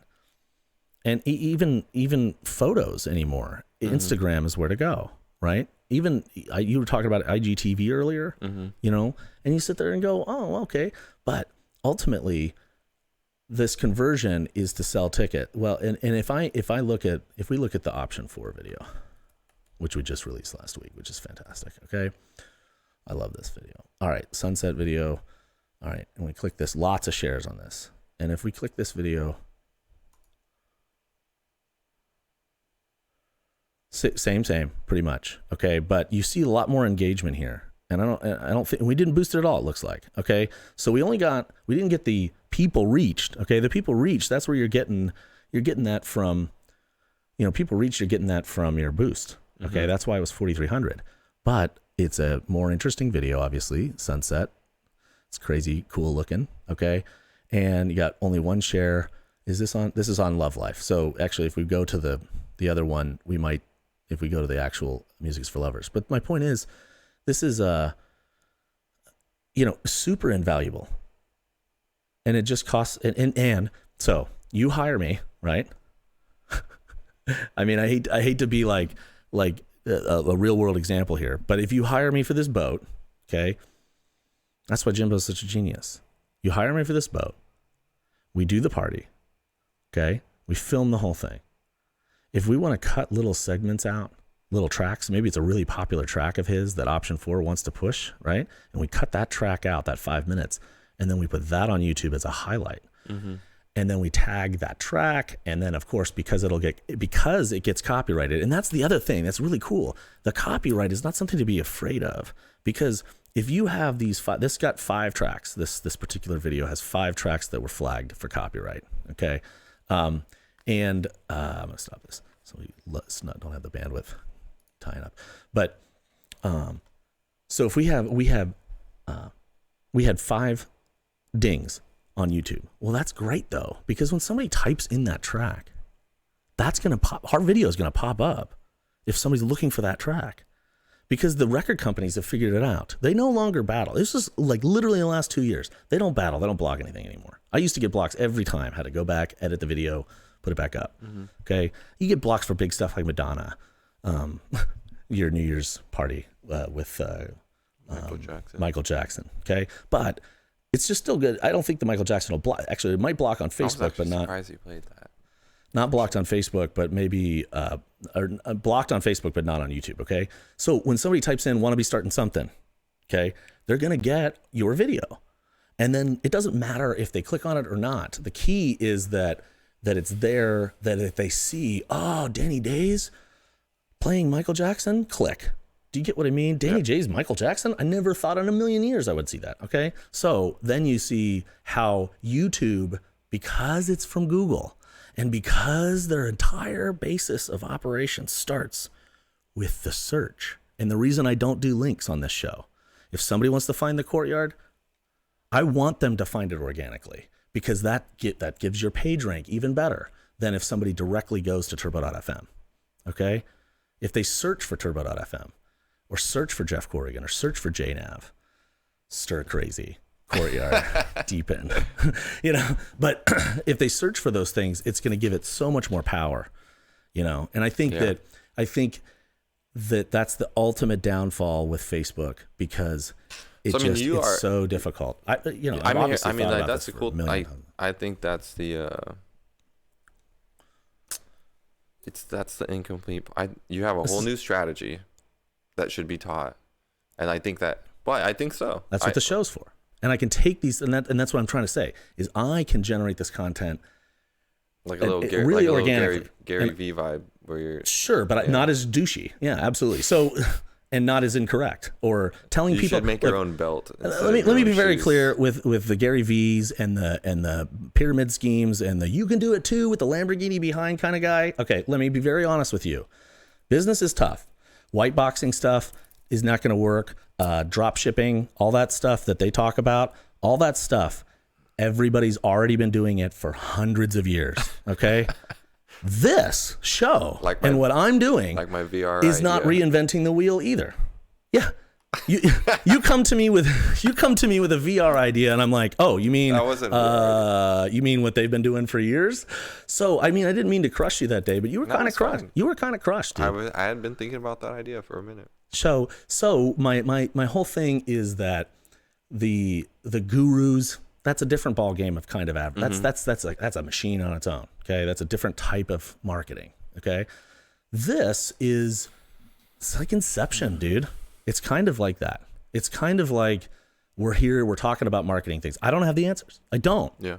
If I had the answers, I wouldn't be doing my own podcast. Somebody would be hiring me to do this, or I would have sponsorships right out of the gate. I think the level of vulnerability, though, is something that is actually unique in today's and vulnerability on this landscape. Level, not millions of followers, not Don Imus, not, Howard Stern. Okay, Don Imus has passed away just recently, but I'm saying like not Howard Stern, where you're shock jock and you've already got a huge base. You're already the shock jock in on Sirius XM, so you've already got 100 million people looking at you already. But that every time Howard's never going to talk about that because this WNBC won't let him. Okay. So, but my idea, the idea here is to fill that not so famous gap, right? Bring in people who are really doing business right here on the ground level, boots on the ground, literally talking about marketing. Ivan, same thing. Eric, your partner in, what's your partner in? Deep End, West Coast. Mm-hmm. So, that I want to disclose that. I don't want people to not know that we're hiding. And that's the thing. That's where you go, okay. But I think the average Joe doesn't understand that when Bill Maher is on Joe Rogan, that there was, they want to talk, but there's gonna talk about the book. They're gonna bring it up because there's just too much money there to not help out your friends. And at the base of it, though, everyone has to start somewhere with some sort of medium, and the goal is to create influence. That's the goal here. Right. Yeah. Influencers. Right? Yeah. Exactly. It sucks. It's a shitty word. I hate the word. And maybe that's why, as I'm building this influence here on the show, as I'm building it every day, and I see it. And that's the thing. Just give me a couple weeks. I got 14 of these. Mm-hmm. Now I got 17 more. Okay, 17 more. Almost the rest of the. And that's February. Work. It is a lot of work just to book it. Okay, I got a cancellation tomorrow. No problem. I got somebody to fill in. But my point is it is work. That's why in any startup or entrepreneurial Gary V's thinking it's simple and just flip the switch. I honestly think I like listening to Gary V, and he did work hard for, people need to know what he's saying, I think. Sure. Anybody who comes up with a new marketing idea, I'm going to want to hear, including myself. Okay. And my $1,000 challenge is such. No, let's just get down to brass tacks here. My $1,000 is stop spending whatever you're spending on your $1,000 and reel it back and think, is that ROI I'm getting from that reader ad worth $700? Of course not. Okay, that's an easy choice. You told me already you don't want to do print. You don't do print. Fine, great. But what are you going to do with that $1,000? I was going to say your $1,000 challenge. Ivan's $1,000 challenge was to come up with a nice marketing plan because he's Mr. Social Media guy. So that's the challenge I gave him. The challenge I'm giving you is to spend $1,000 on YouTube to see what happens. And run the KBPS. Just fucking run it. Run the literal KBPS. Mm-hmm. Just run that.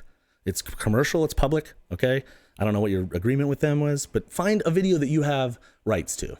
Okay. I'll make one for you. Okay. I have one. Sure. You have 30 seconds. Okay. You have 30 seconds.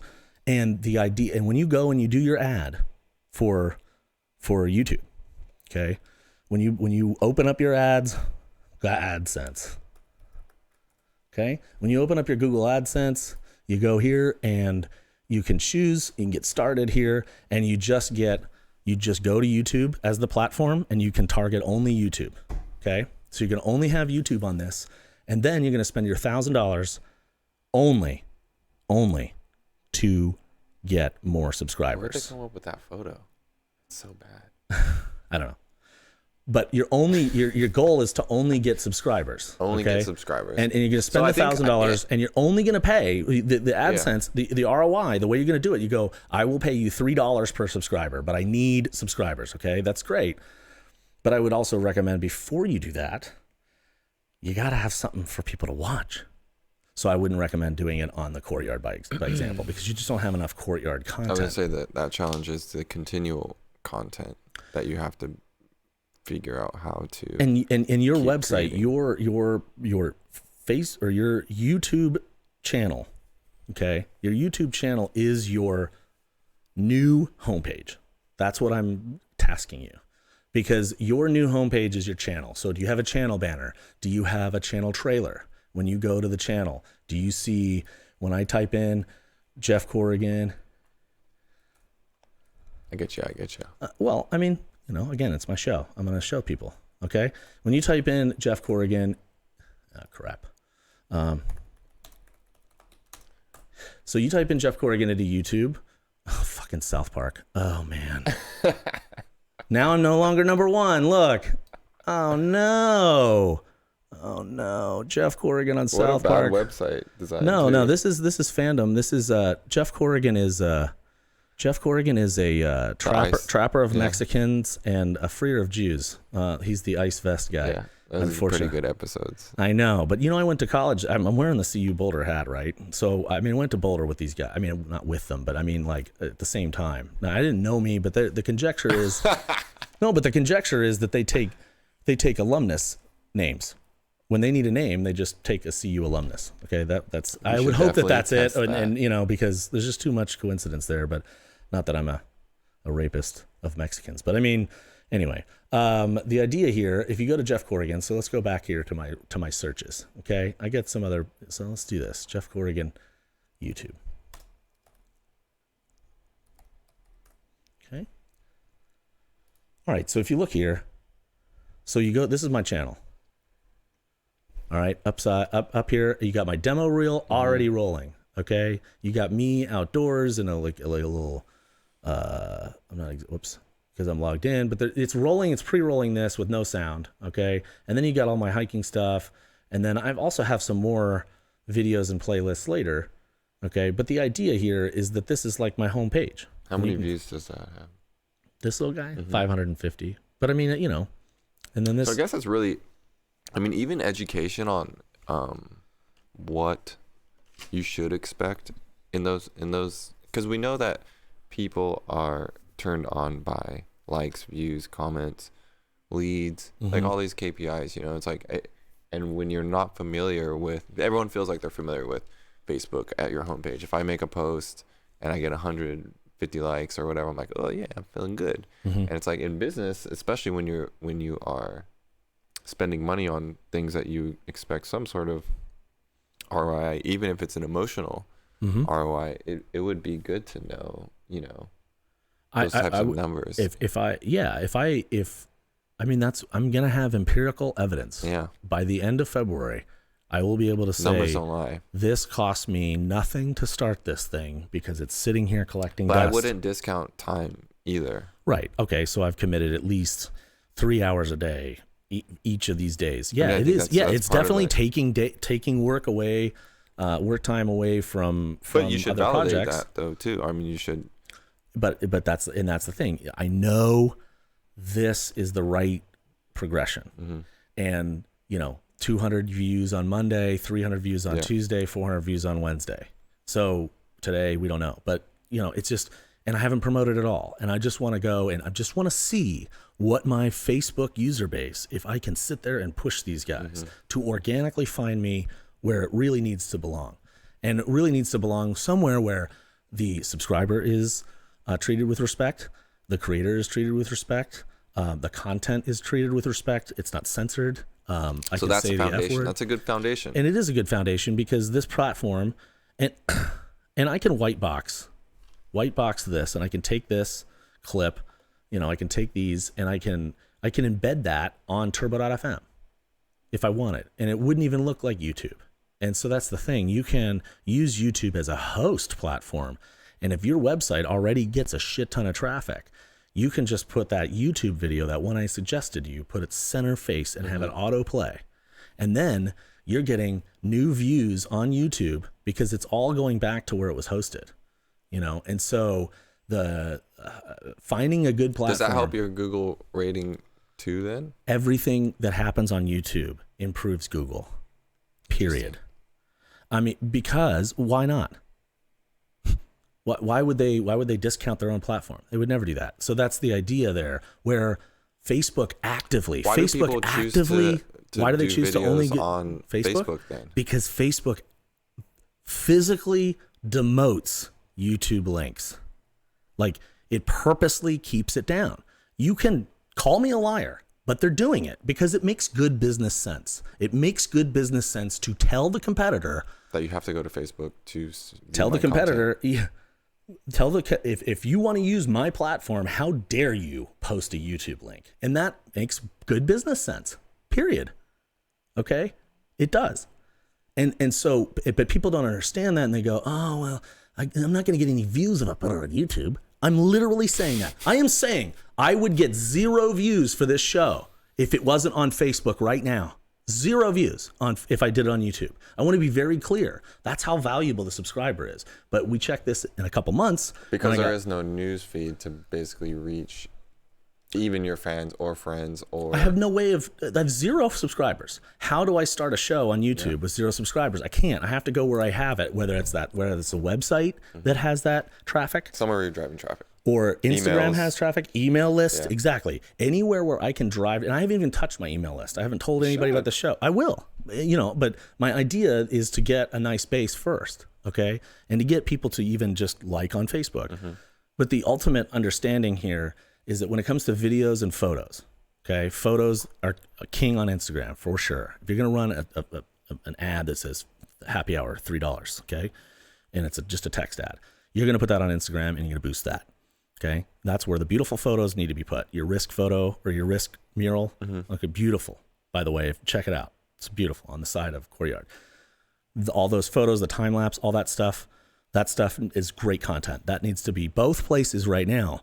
But when you link it, when you send it to your clients or people who are prospective people who are going to rent your venue, you're going to want to take that and put it, front and center to tell them, go here to the high quality YouTube, subscribe. We do all kinds of art projects. We talked a little bit about that with Eric. We do a bunch of art projects. I want people who are interested in art to understand that if they go to the Courtyard YouTube page, they will see time lapses of people doing beautiful things, or Doc Martin and Desert Hearts and those kind of things. And it's like where you're putting your marbles in though too. You think about the time cost, quality spectrum or trifecta, for instance, and it's like all the websites is just kind of cumbersome. That's the $1,000 challenge. Why would you put money into a platform that just lost $50 billion in value today because of privacy concerns? But would you, in the same sense, still encourage Instagram boosts? Only to drive traffic to your biggest ROI, and your biggest ROI is email direct subscribes. That's got to be the number one. Okay, because email is still very effective, and website views, platform views that are a good respected platform. I'm just and if you want to spend money on Facebook posts, that's fine, and especially with having that conversation though, it's like you always have to check in, right? In anything that you're spending money on, whether it's that's what the $1,000 challenge is, man. It's for people to kind of check themselves and go, whoa, what are we spending? Hold on, what are we really spending money on advertising? Because if I'm spending, I told them yesterday specifically, anybody who is advertising in the Reader that doesn't have a real need for it, like you might have one for if you had a bunch of bands like the Casbah or Belly Up. I mean, those ads are super effective. I mean, they used to be. But again, I told them, I'm not going to make the ad on Reader. I'm going to go to CityBeat if it still exists, and I'm going to do it with CityBeat because they're a little bit more alt. Do you get what I mean? And Yeah. those and people who are looking for new bands are alt, and they're going to look in this and they're going to find it. And they're going to go, okay, belly up, boom. You should Friday. do an ad in the City Beat that says stop doing ads in the City Beat. They probably won't allow to do that. But my idea, Todd. but my idea is, I guarantee you, there's 2 or 3 brewers out there, mom and pop brewers, okay, sitting there, and they're hemorrhaging right money. $3,000, $4,000, $5,000. You are hemorrhaging and losing money. That's direct money. It goes into poof, nowhere. And all you have is a sales guy that's going to keep calling you every week, an account executive saying, hey man, that was a great ad last week. Oh yeah, Bill? How many people read it? Well, I mean, it went out to 50,000 people. I mean, our circulation was 50,000 this week, and we had 35 pages in our magazine. And I'm like, great, half of them were ads. Cool. Again, how many people picked up my ad? I put a coupon in because you asked me to put something as a call to action. So I put a clip coupon, and it was only in that magazine and only in your magazine. And 3 people redeemed it. That means 3 motherfucking people came in and bought a $3 beer on a fucking coupon. And you're telling me, Bill, to keep renewing? Keep giving you thousands of dollars. Keep doing it. When here's a guy with a podcast with thousands of people a week he's viewing, will he directly talk about how good this beer is? And it's like, people need to say, the old guard is still around telling you that you need to be on TV, that you need Fox 5 in the morning. I mean, any publicity is good publicity. But, you get Fox 5 to come in and do a story. I mean, you're preaching to the choir. I'm thinking about and this is my choir. Yeah. And that's the $1,000 challenge, is to check yourself and go, and it could be 2,000 or 10,000. I don't know what your advertising budget is, but your advertising budget needs to stop being an advertising budget and needs to be a marketing budget. Marketing. And marketing, we talked about it yesterday. I guess we gave you the direct definition. It's getting a good or service from a producer to a consumer. And you cannot ignore the content generation, the truck driver. We talked about the box designer. You know what I mean? The guy who paints the logo for Courtyard, the Your City block, that slogan. Do you understand? That is part of marketing. And when you don't pay attention to that, and instead you look at your marketing budget and you go, how much can I advertise in the City Beat? And that's where it gets. Well, then you ask yourself, where are my catalysts for advertising? And that's what the $1,000 challenge is where is my catalyst? And in that list, is it podcast, local podcast? And maybe it isn't. Right? Maybe it isn't. But like Nick Apostatopoulos, I can't ever get his name right. 619 Vodka. Okay. So Nick can come in here and he can push that vodka. I guarantee you that 10 or more people, I'm just being conservative, that there's going to be 10 people. 10 people. That's why I put it in here. This white cup is like not enough. I thought you meant vodka. No, there's no vodka in there. It's just like this. It's just it doesn't have. It will fall over. You know what I mean? Anyway, but he can come in. He can come in with the 619 vodka. We could try it on the show. Yeah. Okay, yeah. and he's brewed right here or distilled right here in San Diego County or whatever. He can tell me the whole story. And there's a tasting room and all this other stuff. Okay, great. But I can guarantee him. Just coming on the show, that there will be 10 more people after that show is done. From my pittance of 100 people watching, okay, there will be 10 more people that know about. There's 10 more people that know about Courtyard today than did before. People in North County, people from out of town, okay? Next time they're in San Diego, they're going to go, oh, that's a cool looking place, right? I saw that on a show. It doesn't matter where I saw it. It matters that I saw it. And if you're putting it as an ad, people are like, oh, fuck ads. We can sit here and accept it. Do you think that they're, like with this Facebook and or Instagram, spending money on something that is infinitely in your purview, right? For a buyer, and there's probably value in that. As specifically, say when everyone used to get the newspaper, right? Obviously, newspapers are when I had to get a roommate. I put a classified ad, spent $65 on 3 But TBR, blah, blah, blah. That could be it's a barrier to entry. The more I think about it right now, it's like, okay, I am getting shit from my Facebook ads, but everybody does Facebook ads. Everybody's on Facebook. And now, it makes me feel a little bit better that I'm spending, say, $1,000.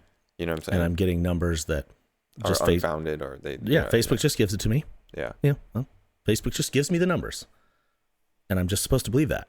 It's very true. Whereas the number and the analytics for YouTube are very clear and concise. There's a whole thing called YouTube Studio that you probably don't know about. Okay, and you can look up the ROI and individual, and you can try different thumbnails, and you can release your at a certain level. You know what I mean? Here's my channel analytics. Here's my dead mouse videos, my biggest videos, 50,000 something. Okay. Oh, I remember that day. Yeah, it was a great video. The But look, Afrojack okay, so play. here's, I'm not qualified. I can't. I mean, this is the same. It's similar to your Google Analytics for your website. Sure. Well, right, because it's Google. It is Google. Okay, but these likes, dislikes, I can see what the deal is, and all this stuff.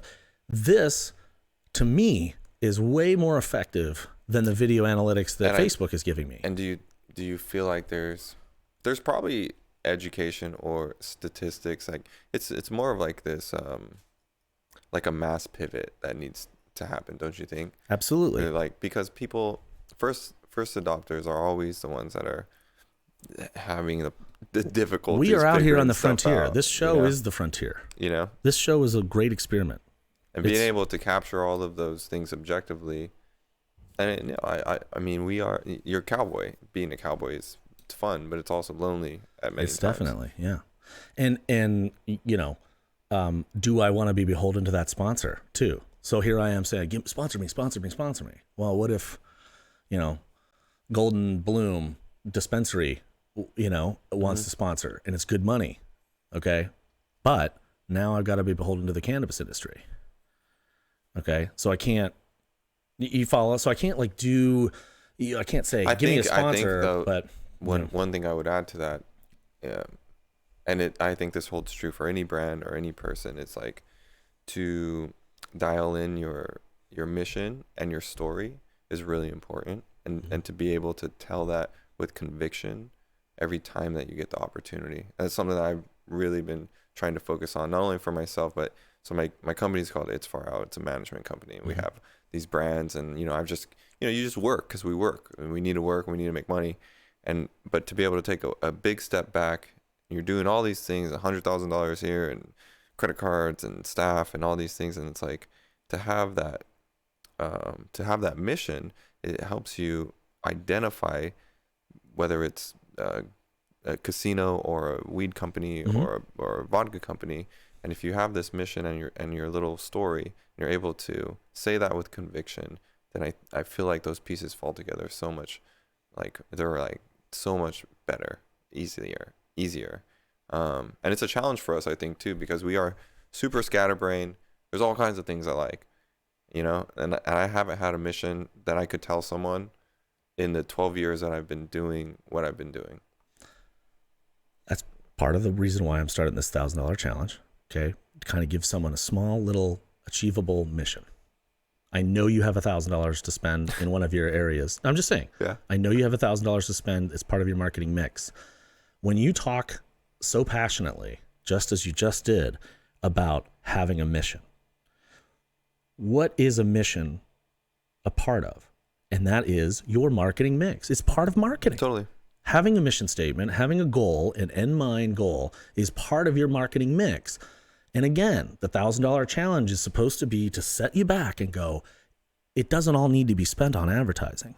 And I'm biased because I want people to spend it on media and photography and film because that's where I make money, okay? Or sponsoring the podcast. That's what I'm saying. I'm taking a look inward and making sure that your mission and story is clear, so that when say I challenge myself for the $1,000 challenge, like I'm gonna, the experience economy is real, right?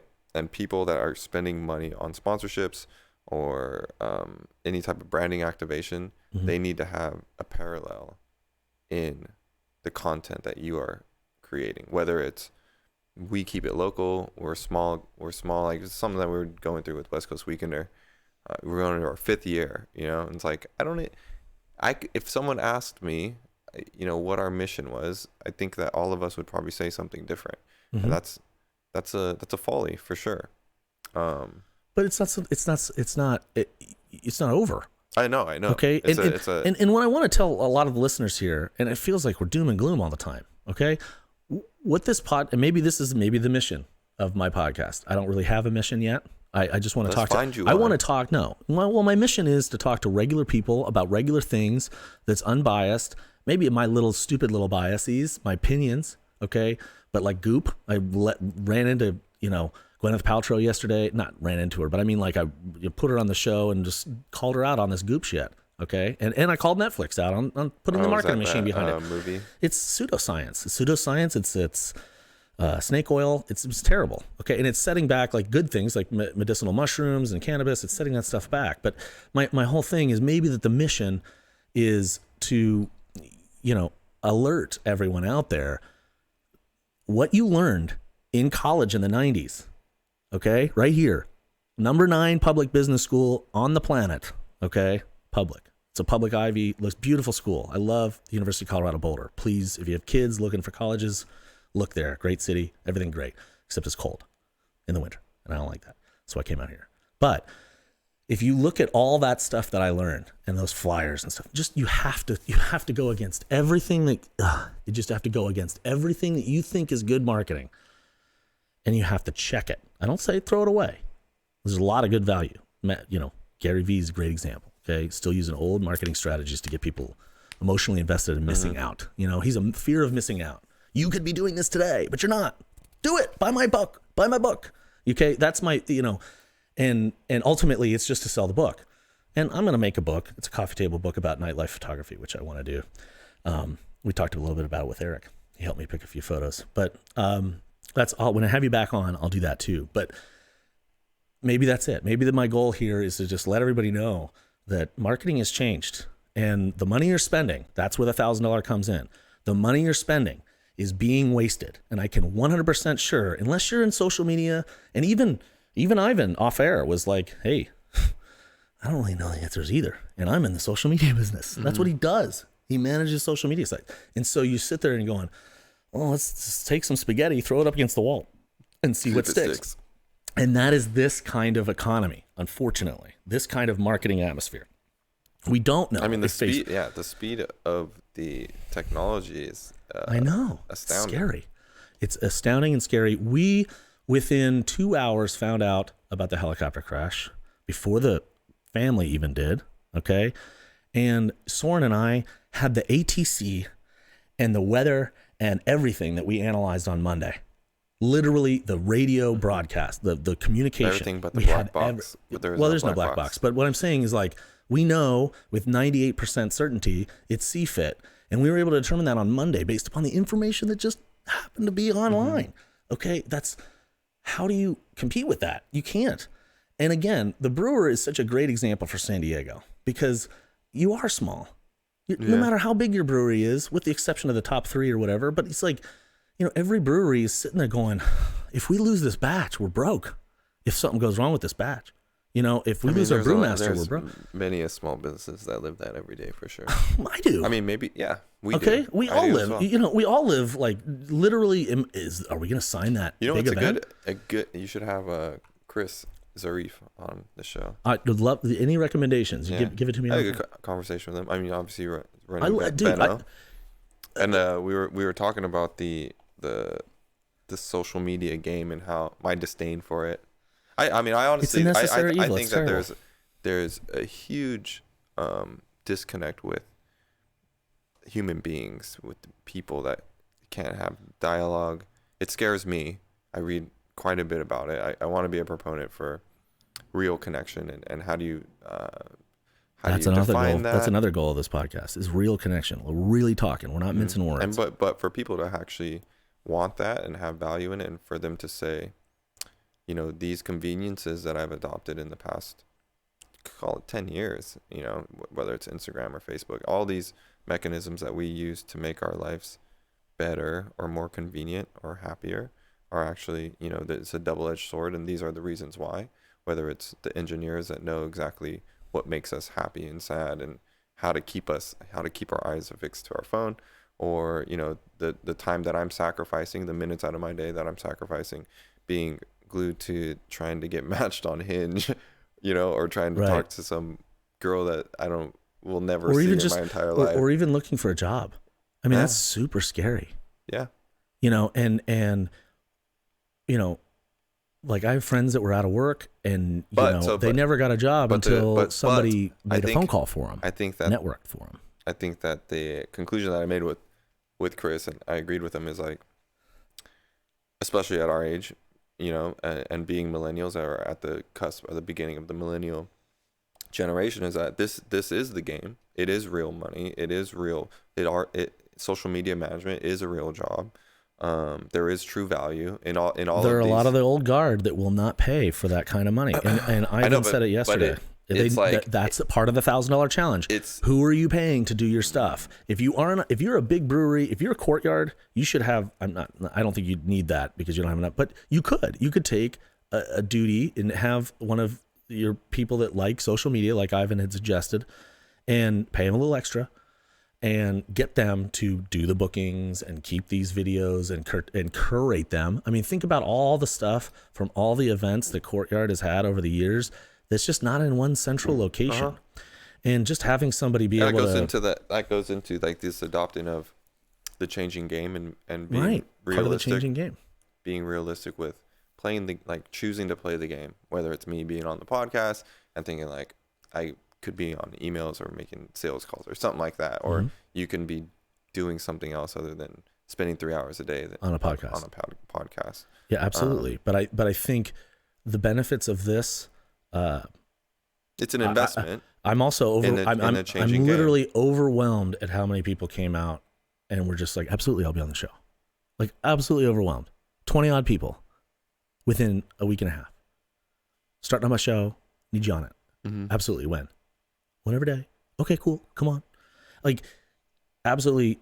And just those 20 people that hadn't talked to me in how long? Whatever.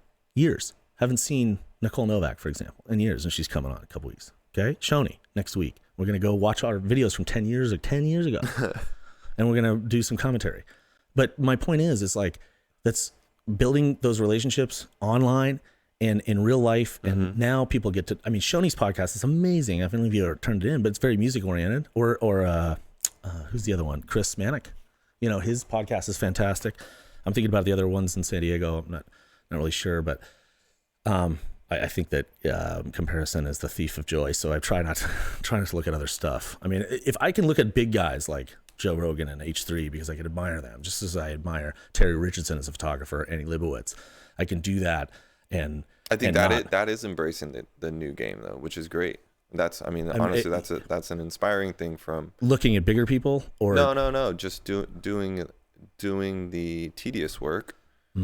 That's not particularly glamorous out the gate, but that in all good things, that's what it takes to build a foundation. And the crazy thing is to know and let people know that foundation fucking changes, it crumbles, it flips upside down, and you have to either be the guy that yells at the moon and falters and whether blames everybody else. Yeah, blames everyone else, gets a job doing something they hate. Yep. And kind of, you know, that's not, I don't think that's us, but I think that the vulnerability of letting people know that like where your story is, I think that has value too. I think it's really scary to a lot of people that don't have access to this stuff or it's like what happens is Instagram and Facebook and everything that we've come accustomed to using to share our life, the highlight reel, nobody is willing to be vulnerable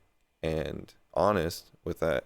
Like, shit's hard, and right, and sometimes you have ways that are working and then they stop working, and it's a sad, scary, not profitable, all these things. Never in human history has marketing been turned upside down like this. And I'm not trying to be facetious. It's just like marketing and advertising specifically has always been a hemorrhage of money. Always. It's always going to be.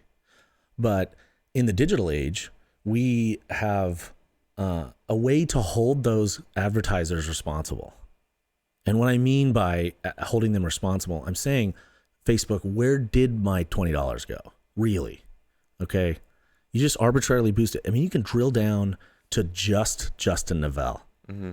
And I can make sure that Justin Navalle, for $20, I can boost just to you. You used to be able to boost from your personal account. Right, which that's dumb too. But but my point is, Like, so I'm that's gonna why I pay switched. more. It's like I did it's the like first two cutting shows. the line at Disneyland Yeah. or Universal Studios. I did the first 2 shows on my personal page, and then I realized, oh crap, I can't do anything with this later. So I had to move to Jeff Corrigan Photographics, and then do the watch party. But I love the watch party thing. I think that's great. I mean, navigating this game, knowing that it's probably not going anywhere. It's like for a problem solver, a critical thinker, it's a fun game.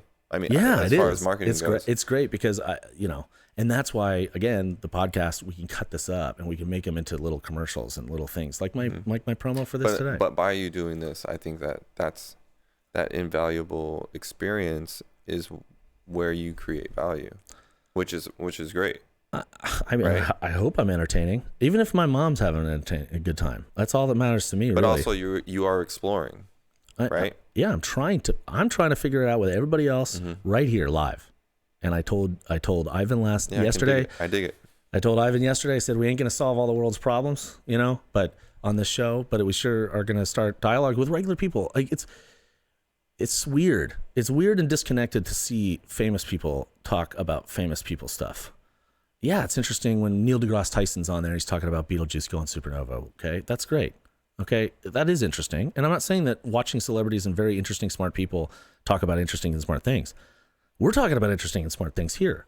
What I'm saying is here's an offer. Here's an offer out there, a free show, no advertising as of yet, no sponsorship as of yet, but it's there for, you can watch it, you don't have to watch it.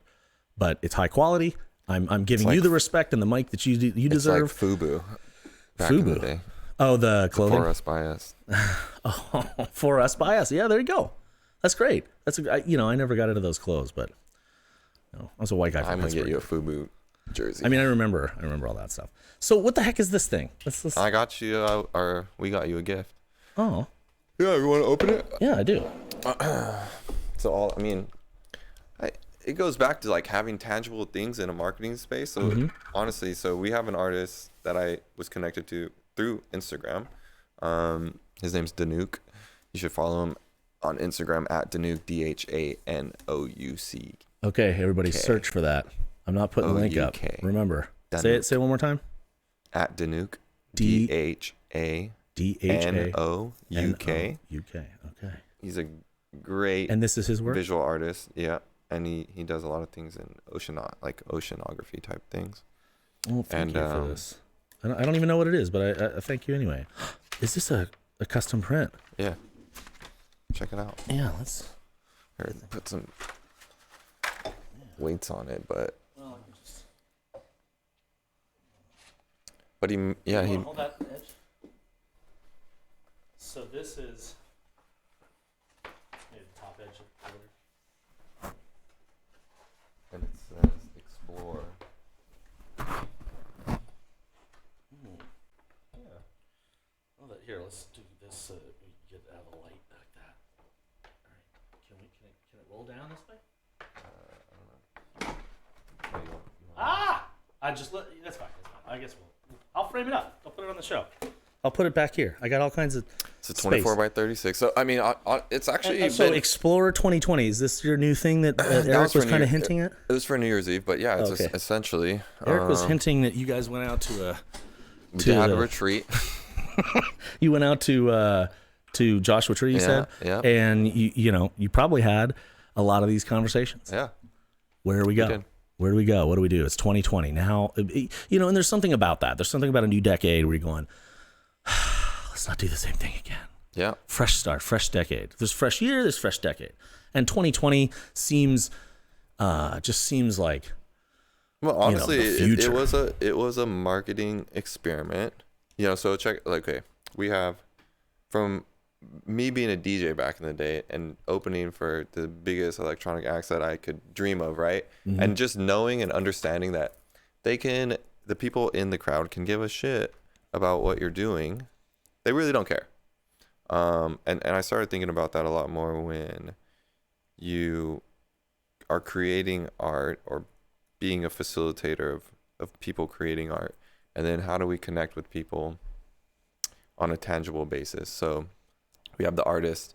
He made something that I kind of envisioned, you know, so the skyscape of San Diego, that's where we're from. We've been doing events here for X amount of years. Costera is on the bay, the deep end water, you know, all kinds of type of symbolic nuances. But the goal was to offer people who purchased tickets to the New Year's Eve event. We mailed prints to them. Wow. They were 5x7. No way. So I commissioned the artist to make it, and we emailed everybody that got a ticket by a certain time and said, hey, if you want a special piece of art that we're creating, just sign up right here and we're going to send it to you, you know, for free. Wow. And out of 1,700 people that attended, how many people do you think signed up? For the little extra bonus. No charge. Hey, Free. they just had to check a button. They just had to put their address in. Okay. Put your address and we'll give you this. Yeah, and we cool didn't do poster. anything with the address. We just sent it. I would think 80%. No, 1,200. 86 people. 86 out of 1,700? Yeah. See, I think that's just an inherent difference in just generations. Because I would want a little souvenir. I'm the generation that would buy a t-shirt at the concert, you know? Yeah. But people still do that. Yeah. I think 86 though. I mean 86 is still, But no, so this is at the base of it is what goes back to what Eric was probably talking to you about. You know, I had this idea of, we think that high volumes equal high value. And I'm like rethinking that. If 86 people were interested to get a piece of art and they appreciated it, and there were, you know, a bunch of people commented on it and sent us emails. Why not just throw a party for the 86 people? Yeah. Why not focus on those people? You know, I think that's it's just really scary to think about throwing it. It reminds me of Jerry Maguire, right? Where he writes this manifesto and he's like less clients, more time with the clients, right? And everybody's like, yeah, motherfucker, that was a great idea. Dude, you're totally fired. That is zero what we're going to do. You know what I mean? And I can't even imagine you going into your conference room with your partners and going, well, I mean, I know you guys did it out as a retreat, and that was actually a very effective thing. And I think that is a true way to do it. And what's great about Circle and me and BITV, Mixmag, all those guys, when it comes to electronic music, we can throw a party on the beach with a generator and a bunch of cameras, right? And get millions of people to watch and treat those little 86, you know, as your little core audience, you know? So, I mean, but you're describing a balance. And that's I can offer it to the masses, and we can make dollars and subscriber dollars on YouTube from pre-rolls and mid-rolls too.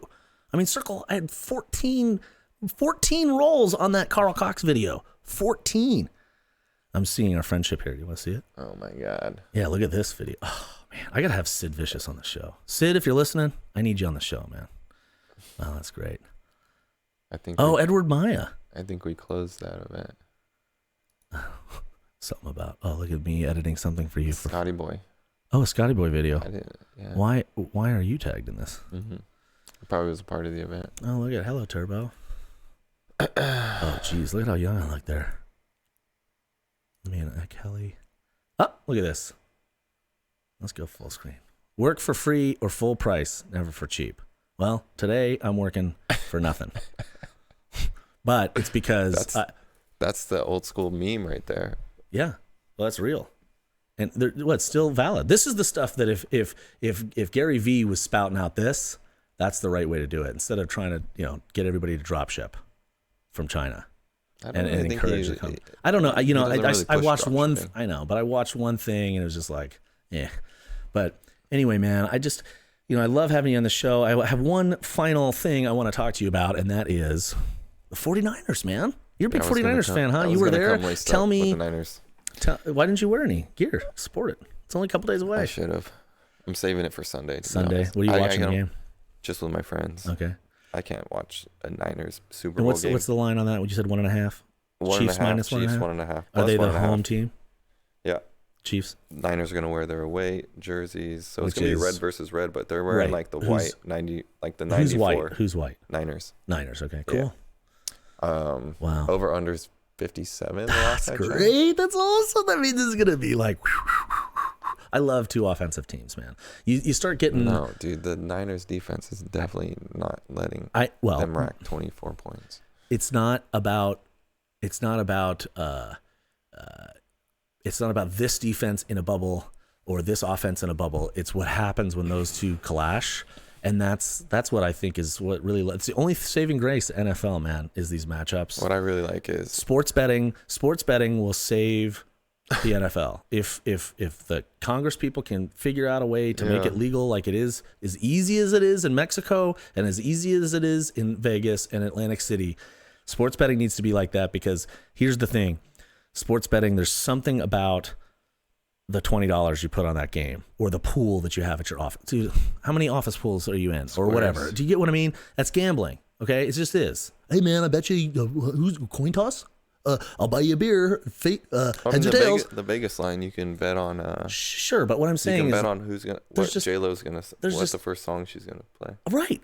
All the prop bets, those are kind of dumb, but I mean, just it's fun. It's fun to do, and but you don't do that for the World Series. Do you understand? And that's why football and the XFL starting, which is great. I love the XFL. They're bringing back the XFL. So I should do a whole show on the XFL. Oh my god, dude, the whole trashy. I wonder if they're going to have them play in the Raiders Worldwide Stadium. Wrestling Federation or Entertainment or whatever. That whole it's just disgustingly, interestingly trashy. And I love everything about it. And they're washed up felon players. Oh, I love it. It's great. Old guys, it's going to be so good. And the camera angles, okay? So the one thing that I loved about, as just a professional video guy, the one thing I loved about the XFL is that they didn't have rules about keeping cameras off of certain areas of play. So they're like right behind the goddamn. Like a hockey. It's like a hockey. Well, hockey's tough too, but yeah. Well, it's because there's no out of bounds. It's just the wall. No, I think it's just regular XFL? Football. Yeah, it's just regular football. Or there's some differences. Arena football. There's like the 1, 2, and 3 point after attempts, and then there's a couple of different things, but it's basically football. But the idea with XFL, you're probably in high school when it came out, right? Is the dude from the WWF still Vince McMahon? Yeah. Oh, dude. I mean, we could talk about the disgusting part of the WWE and the stuff that I don't like about the objectification of women, etc. But I mean, when it really comes down to it, dude, just dump all the. Yep. Are you not entertained? It's the gladiators. Do you like that Netflix show about wrestling, that girl wrestling? Oh, Glow? Yeah, we watched that. It's fantastic. Yeah, it is. I mean, Alison Brie's very good. I loved her in Community. But I thought it was good. Yeah, it is. The one that we just got into was the social media experiment, The Circle. I didn't watch that. I don't think there's 2 circles on Netflix. One is a very interesting sci-fi thought-provoking. Will you murder your neighbor to survive the circle kind of thing? That's like it's a scripted drama, obviously sci-fi drama. But I'm talking about the reality TV show that's like 12 episodes long. No, they can't see each other, and they're in this hotel or whatever, and each one their apartment complex, and each one gets their own apartment, and they communicate through this AI device that's text. It's speech to text only. And you can share pictures that you've only preloaded. You can't take any new pictures, and there's pan tilt zoom cameras everywhere. I mean, production wise, it's incredible. These people living for like weeks. Like Big Brother. No, but they can't leave. They can't leave, and the only way they can communicate is through this stupid little AI. And it's really just a guy, it's a stenographer, and you can tell it can't possibly. They go, message, send message to Sammy, how are you doing today? And then you see it come up, but it's like, dude, there's no way it's that accurate because the ums and ahs are not there. It's just like, so the computer's not doing that. Somebody's behind the scenes, which is fine. It's cool. The AI is not AI, but yeah, man, the circle is fantastic. And it's only like a Lost for social media. The only thing I can do is just tell you to just give it a chance. Give it like 2 or 3 episodes. But they've got all people from all walks of life, and you can catfish. Okay, that's the key. So like this black lady, this big, huge, she calls herself 1000% lesbian, okay, in the show, okay? So she's like this big woman, she's got a lot of attitude, and she becomes this little tiny little, dainty, whitewashed black lady, that's straight. And so she's like catfishing the guys and catfishing the girls, and maybe she casually mentions that she's might be bisexual, and then it's super G-rated. Like there's no physical, there's hardly any physical interaction. And then when they get kicked off, if they get kicked off, the people that get kicked off by the influencers, which are the top-rated players, they get to go and meet the person that maybe kicked them off, so they can go to one of the influencers at the end and say, "Yo, bitch, I was a catfish." It's so hilarious, dude. I don't want to ruin it for you. It's funny. I won't watch it. No, you're not gonna. But the point is that, like, that's cool. I love when somebody's gonna groundbreak and stuff like that, And if you're gonna do reality TV, 7 or 8 PTZ cameras in each apartment. I'm just looking at what I have back here. You guys can't really see that. I guess I can go here, but like there's all this stuff here. There's more off camera. It's just like all that stuff. Yeah, right. You don't see, the whole studio. But the idea here is this: like there's a lot of behind the scenes that would have to go on to get 8 people with 8 cameras each. Like you'd have to have one of these for each room, all in a big room, and you're sitting there doing it all live because the competitions happen live. It's it's incredible. What do they compete against? What do they compete? Well, they're gonna get $100,000. I know, but what are the challenges? You have to be the last survivor, the top-rated person, the biggest influencer through the 14 weeks. Oh my god! I won't tell you who. I won't spoil it for anybody. But it's is it crappy? Is it crappy reality TV? Absolutely. Is this fucking reality TV? Are you a real person? Of course you are. You know what I mean? And my the whole thing here is, what happened here? The whole thing is this, like, I love when somebody wants to try something new, and I wanted to put my money where my mouth is. I want to do this because I feel like, hey, I love talking. I can dig it. I know when I first mentioned my regular podcast, I have 3 or 4 episodes. You were down for that too, so I really appreciate that. The sports one. I forgot about that one. I could have had you that one. Yeah, I have the North American. Yeah, we got to start that back up. The problem I found having the regular same 3 people, the same 2 people all the time, because I was auditioning hosts. Ivan, it was going to be drive time with Jeff and Ivan, but it's like the availability, like you were saying, how do you commit 15 hours a week to this? I can do it because it's my show, but I can't talk by myself. Like Ben Shapiro sits there and talks all day to his audience. I can't do that. You coming in and being a interim co-host is what I call you. It's great because I can talk to somebody, include the stuff I want to talk about, like the Facebook thing earlier, but also get you on the show and you to talk about your stuff. I think it's Are you going for the Niners? I'm super passionate. I told you, I said I don't have anybody in the fight. So the Chiefs, I don't really like the Chiefs because they're AFC. Didn't really like them then, don't like them now. But I think it's gonna be a tight game. I'm hoping it is, because there have been some kind of lame ones the last couple. The Patriots aren't in it. That's great. The Steelers that's aren't in it. That's a good example. Great. I watched that Aaron Hernandez video. Did you watch that? Oh my god! The 3-episode series blew my mind. Totally, dude. Wow. But wow. I will support good content, and that's the other thing. You say, what are we going to watch? What are we going to watch? There's so much good stuff on TV. We talked about Star Trek Picard on Monday. It's just like all this absorption. How can I ever expect 500 viewers to tune into me? How can I ever expect that? There's just too much. And that's, I think, a lot of people will think. They're like, oh, I can't start a podcast. Everybody does a podcast. Hello, Netflix, you're greenlit. Who is this? Like from South Park, remember? It's like, they'll literally greenlight everything. But my point is, how do you still reach? Show about nothing. Show about nothing. It worked for Seinfeld. It's working for me. Justin, it's been a pleasure. Thanks, Jeff. I love that you're able to come out here with me and do this in the studio. Yeah, you like my? Yeah, good. Yep. Makes me want to watch Back to the Future. So tomorrow, actually have I don't know who's coming in tomorrow because I had a cancellation. But drivers, please don't drive and watch me. Drive and listen to me. This is Drive Time with Turbo. Once again, where can we find your stuff? How do we follow Justin? What's your handle? J Navigator on Instagram. J Navigator on Instagram. Yep. Okay, you can Google that, find that. J Nav on Instagram. And of course, you can follow us. Please, please, please, please, please, please, please, please, please. Subscribe on YouTube. It's the only way to watch this stuff in super high quality. All right, man? And ladies and gentlemen and moms and dads that are watching me, uncles, aunts, Everybody else, thank you so much, guys. And we will see you next time. Take it easy, guys.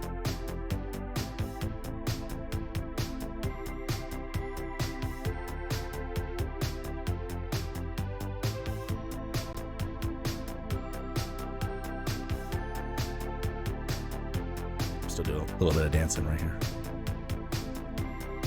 Let that music go. All right, take it easy, everybody.